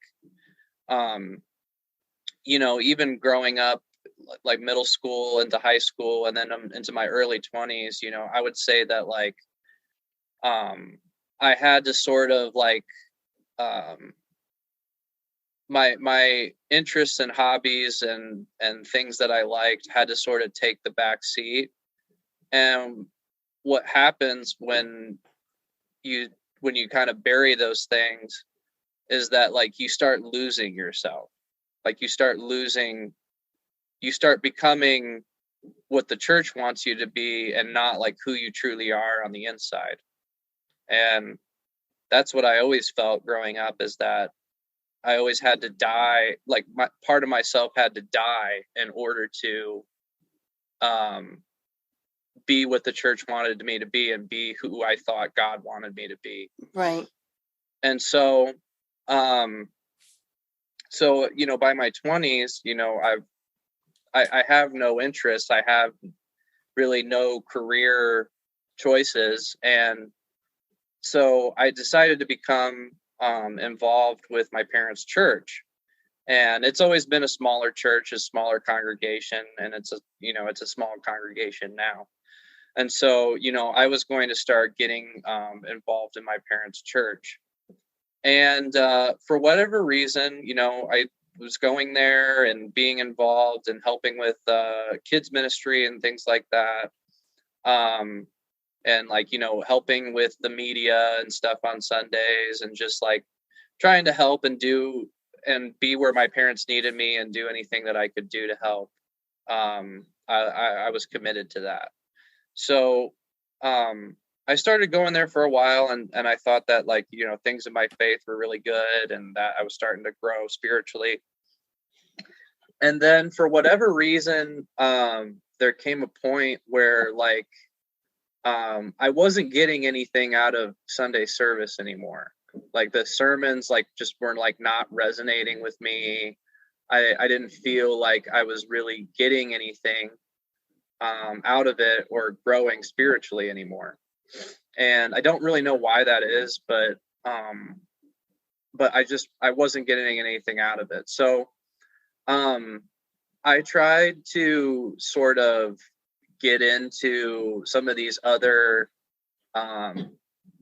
evangelical mega church pastors, because a lot of their material and things were online. And so I started kind of getting into that, like listening to that. Kind of really just kind of opened me up to different perspectives about Christianity. Because even though like the people I was listening to would probably mostly align with what my parents taught at their church and kind of the same types of theology, there were still like things that were different about it, and that sort of like opened me up to the possibility of maybe you could do Christianity a different way, and then I started really kind of getting into what they call apologetics, which is like basically like it was really just debating and arguing on behalf of the church and on behalf of like biblical theology and stuff. And so like I would watch these debates on YouTube and stuff where Christian scholars would debate secular scholars and things like that. And, just more seeds of doubt were sown there, where it was just like, it just seemed like once like, once my faith was put up to critique or scrutiny, it really didn't seem to hold or be 100% true. And so that was, that again, that was another seed of doubt that started to grow, is like, maybe this isn't 100% true. And I believed it was 100% true. And the reason why I sought those things out was that I thought it would stand up to scrutiny, because that's what I was taught. Right. I was taught that this does stand up to the secular world and can hold on its own. And, what I found out was that it really doesn't. And there's a lot of reasons for that. But as that started to kind of go on, and I started to kind of open myself up more to different points of view, even then I was still, I still believed 100% in everything. And I ended up getting married in my early 20s. And, for me and my wife, the early point of our marriage was really difficult for us. We were encouraged to get married young when we probably shouldn't have been encouraged to get married that young. And, the transition from dating into marriage wasn't very long, and it was a very difficult process to get acclimated to. And we had a really rough patch in our relationship, and I thought that that this was the person that God wanted me to marry. I really felt that that God had chosen this person for me, because that's what I was taught, and that's what kind of purity culture teaches, is that God has the perfect person for you. Mm-hmm. And that once you meet that person, that you'll know that that they're the person you're supposed to be with.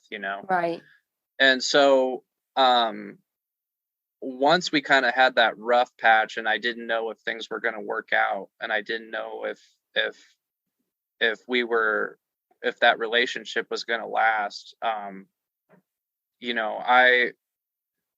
kind of, that was like the final straw. Like that was kind of the straw that broke the camel's back. That was like, if this person is really supposed to be for me, and it's not working out the way that it's supposed to, then what else has God told me to do that like wasn't supposed to be for me? You know what I mean? It was very confusing to me. I did not understand it at all. I did not get it at all, that like a possibility of that relationship might not work out. Like that was not in my idea of all of what that was going to be like. So all those seeds of doubt basically came to a head at that point. And so then I didn't even really tell my parents. I kind of just sort of left the church, and they asked if I was going to come back, and I said no. And so then I started down the process of like kind of deconstructing my not specifically Pentecostalism Christianity, but just Christianity in general. I kind of started deconstructing and sort of figuring out, where does the Bible come from, and how was the Bible written, and who was Jesus, like the historical Jesus versus the Jesus of the Bible, and right. Things of that nature. And then once I like had looked into it,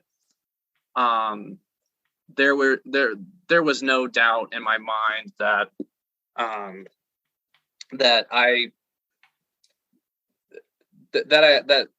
not that I was fooled, but that I never really got to analyze the information before before I was a part of the church, and I never got to choose the church for myself. Right.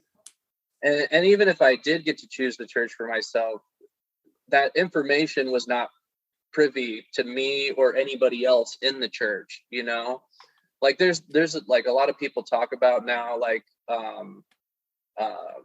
informed consent when it comes to groups and businesses and religions and stuff. And like I felt fooled because it was like I never got to see the other side of it.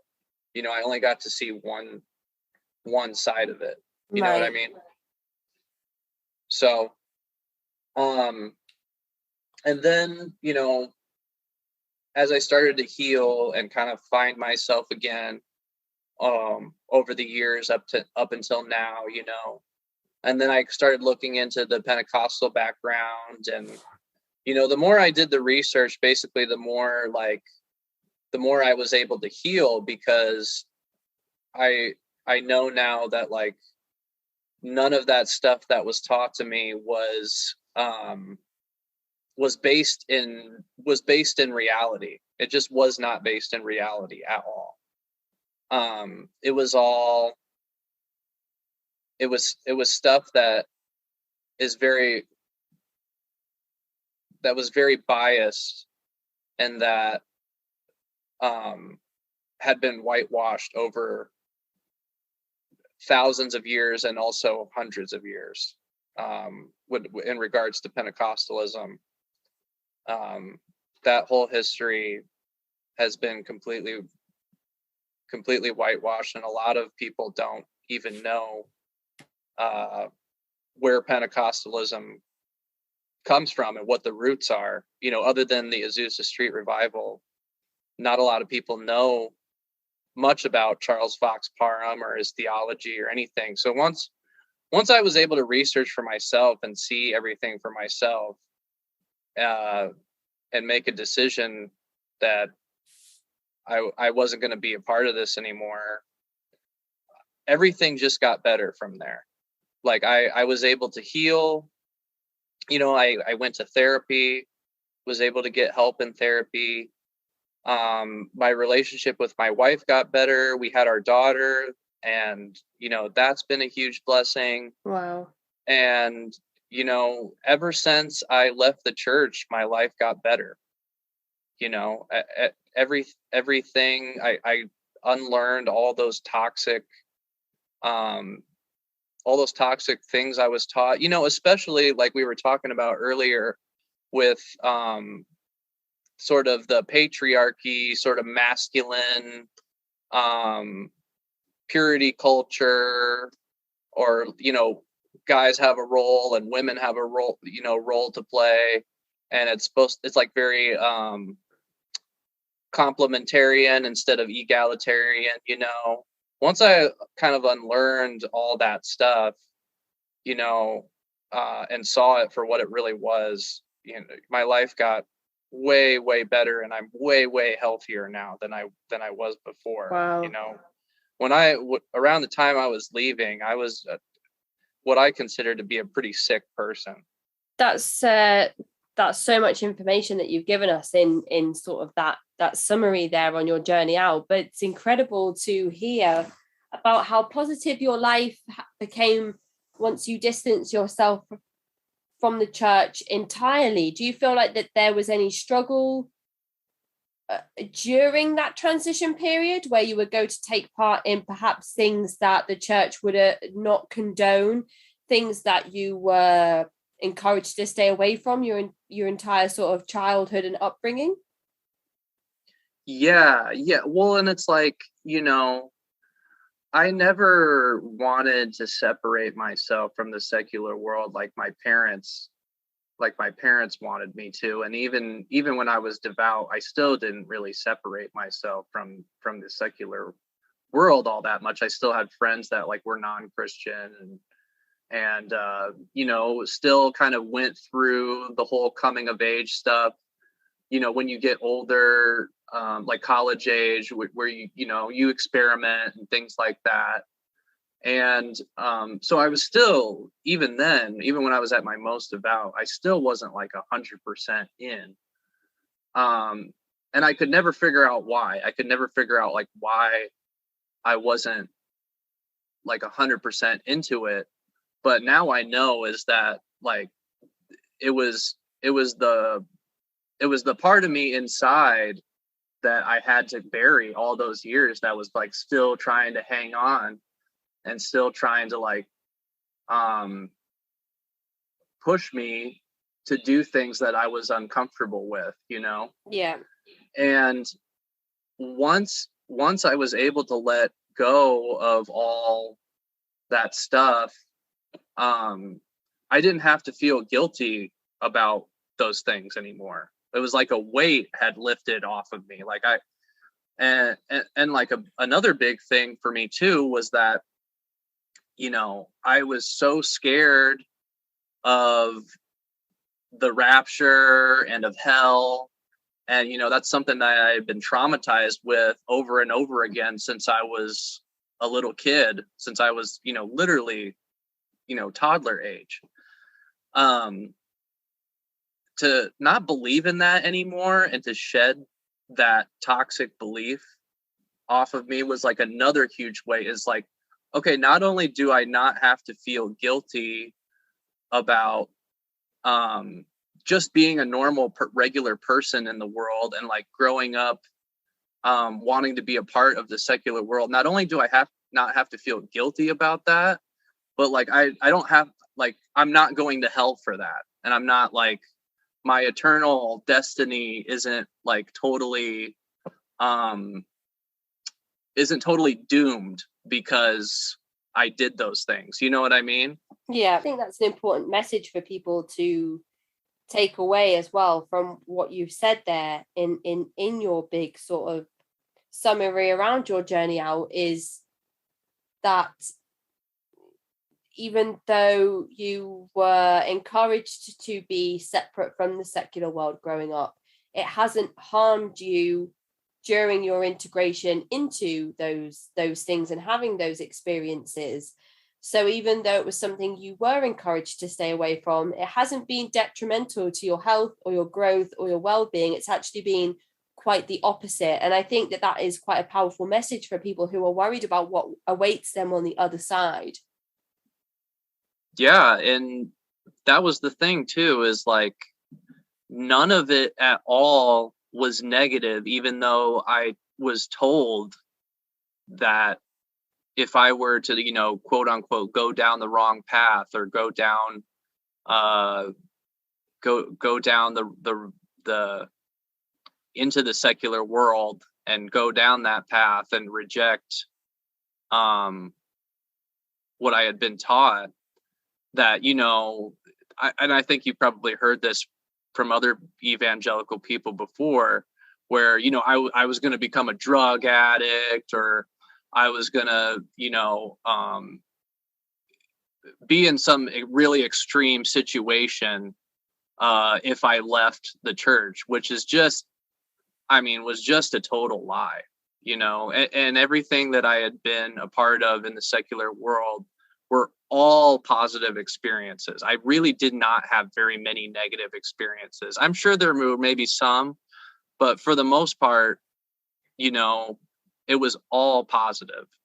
And, you know, another thing that the evangelical church or Pentecostal church kind of fully rejects and doesn't really give legitimacy to is mental health problems.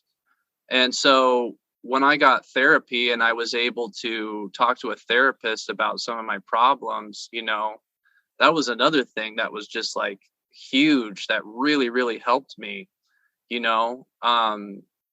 Going to a licensed professional was amazing for my mental health. And that's something that I never would have been encouraged to do before. And if I did, I'd go to a Christian counselor, which Christian counselors here in the United States, their credentials are very suspect. Right. I don't there might be some Christian counselors out there that are legitimate, but I don't think there's very many.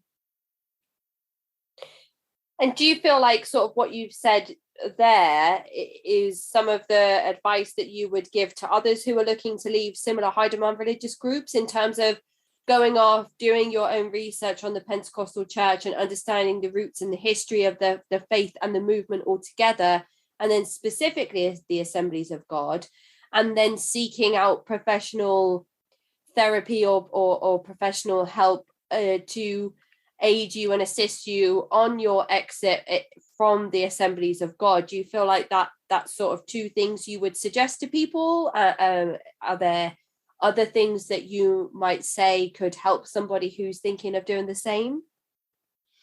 Yeah, 150%. I didn't have somebody that was like educated in religious trauma, and so I kind of had to sort of educate them myself a little bit, which, if therapy is something that you're paying for, I probably wouldn't advise people to do that. That's kind of throwing money away. But find somebody that is educated in religious trauma and has like sort of a background and is a professional in that field and knows about religious trauma. That way they can help you and really get the help that you need. And yeah, I can't encourage people enough to research critical or unbiased information towards whatever group or religious background you're a part of.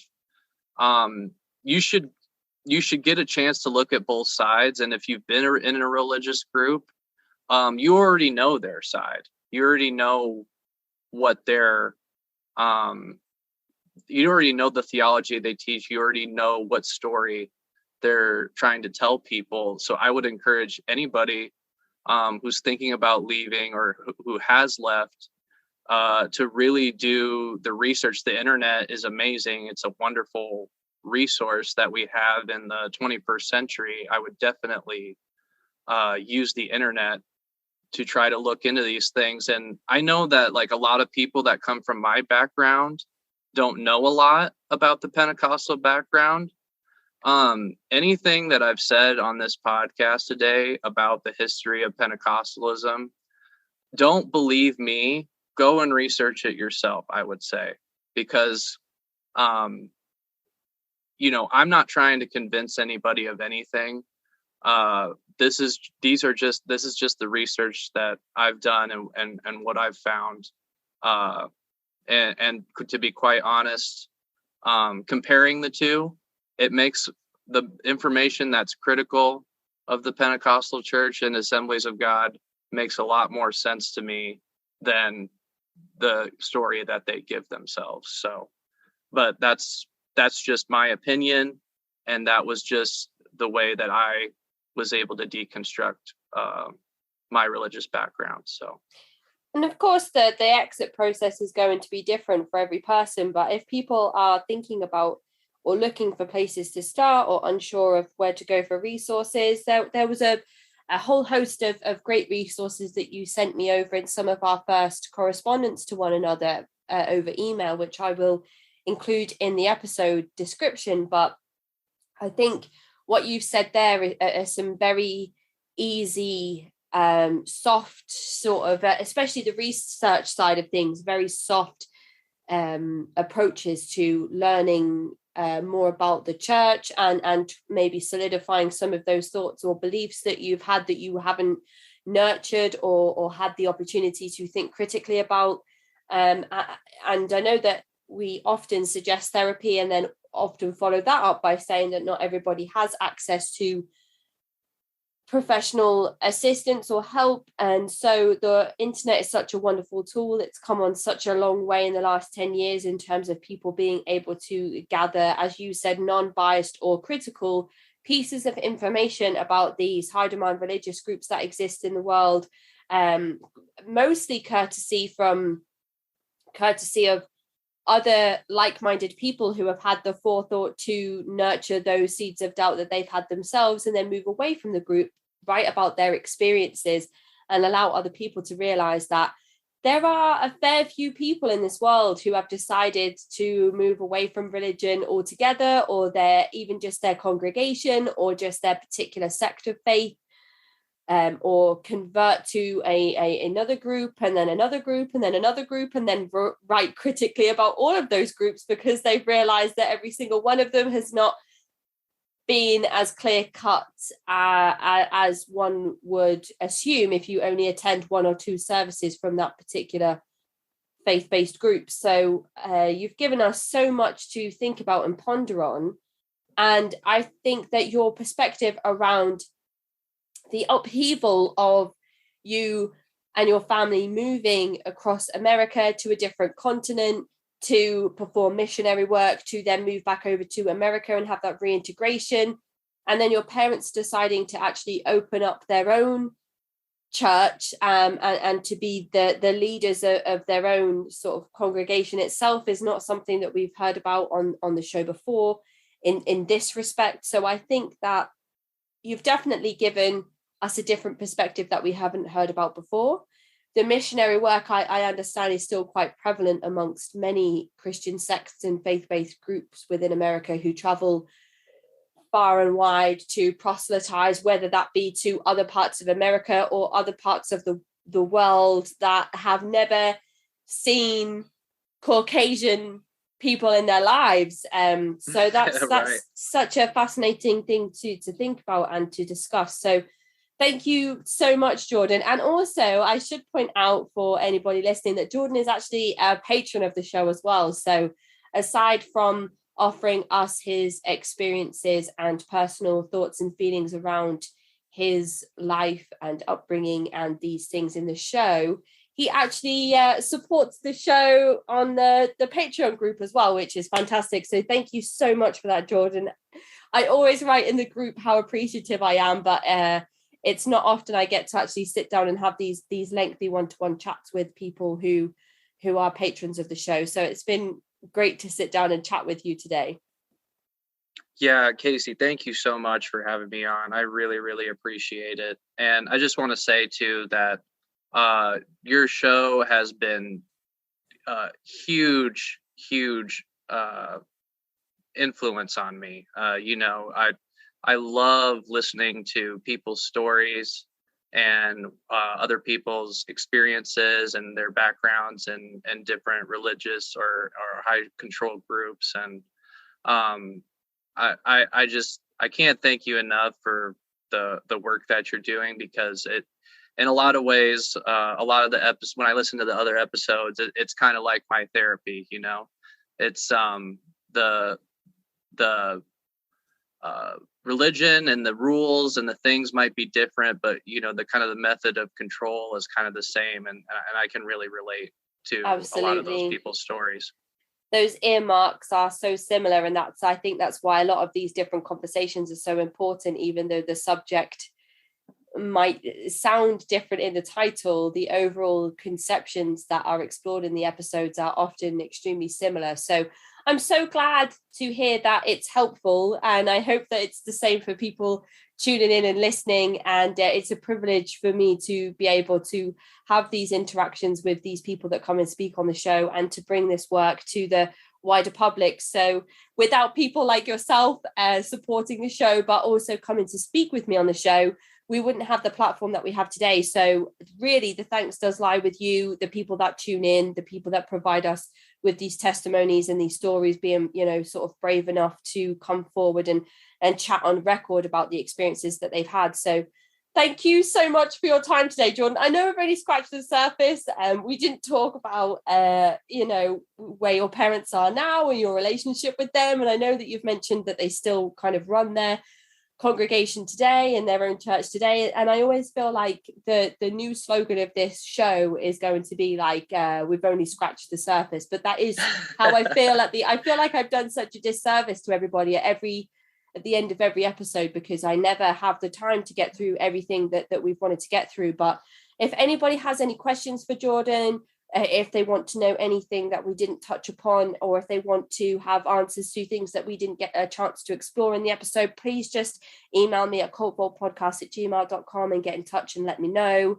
And I will be releasing this episode on the 4th of February and getting in touch with you, Jordan, to let you know that that's gone live. And thank you so much for your continued support. And I hope you really enjoy the rest of your day. Thank you so much, Casey. Have a good one. Take care. Speak to you soon, Jordan. Bye. Bye. That is the end of this week's episode.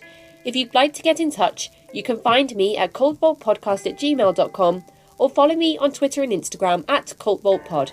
I'm your speaker, Casey, and this has been the Cult Vault.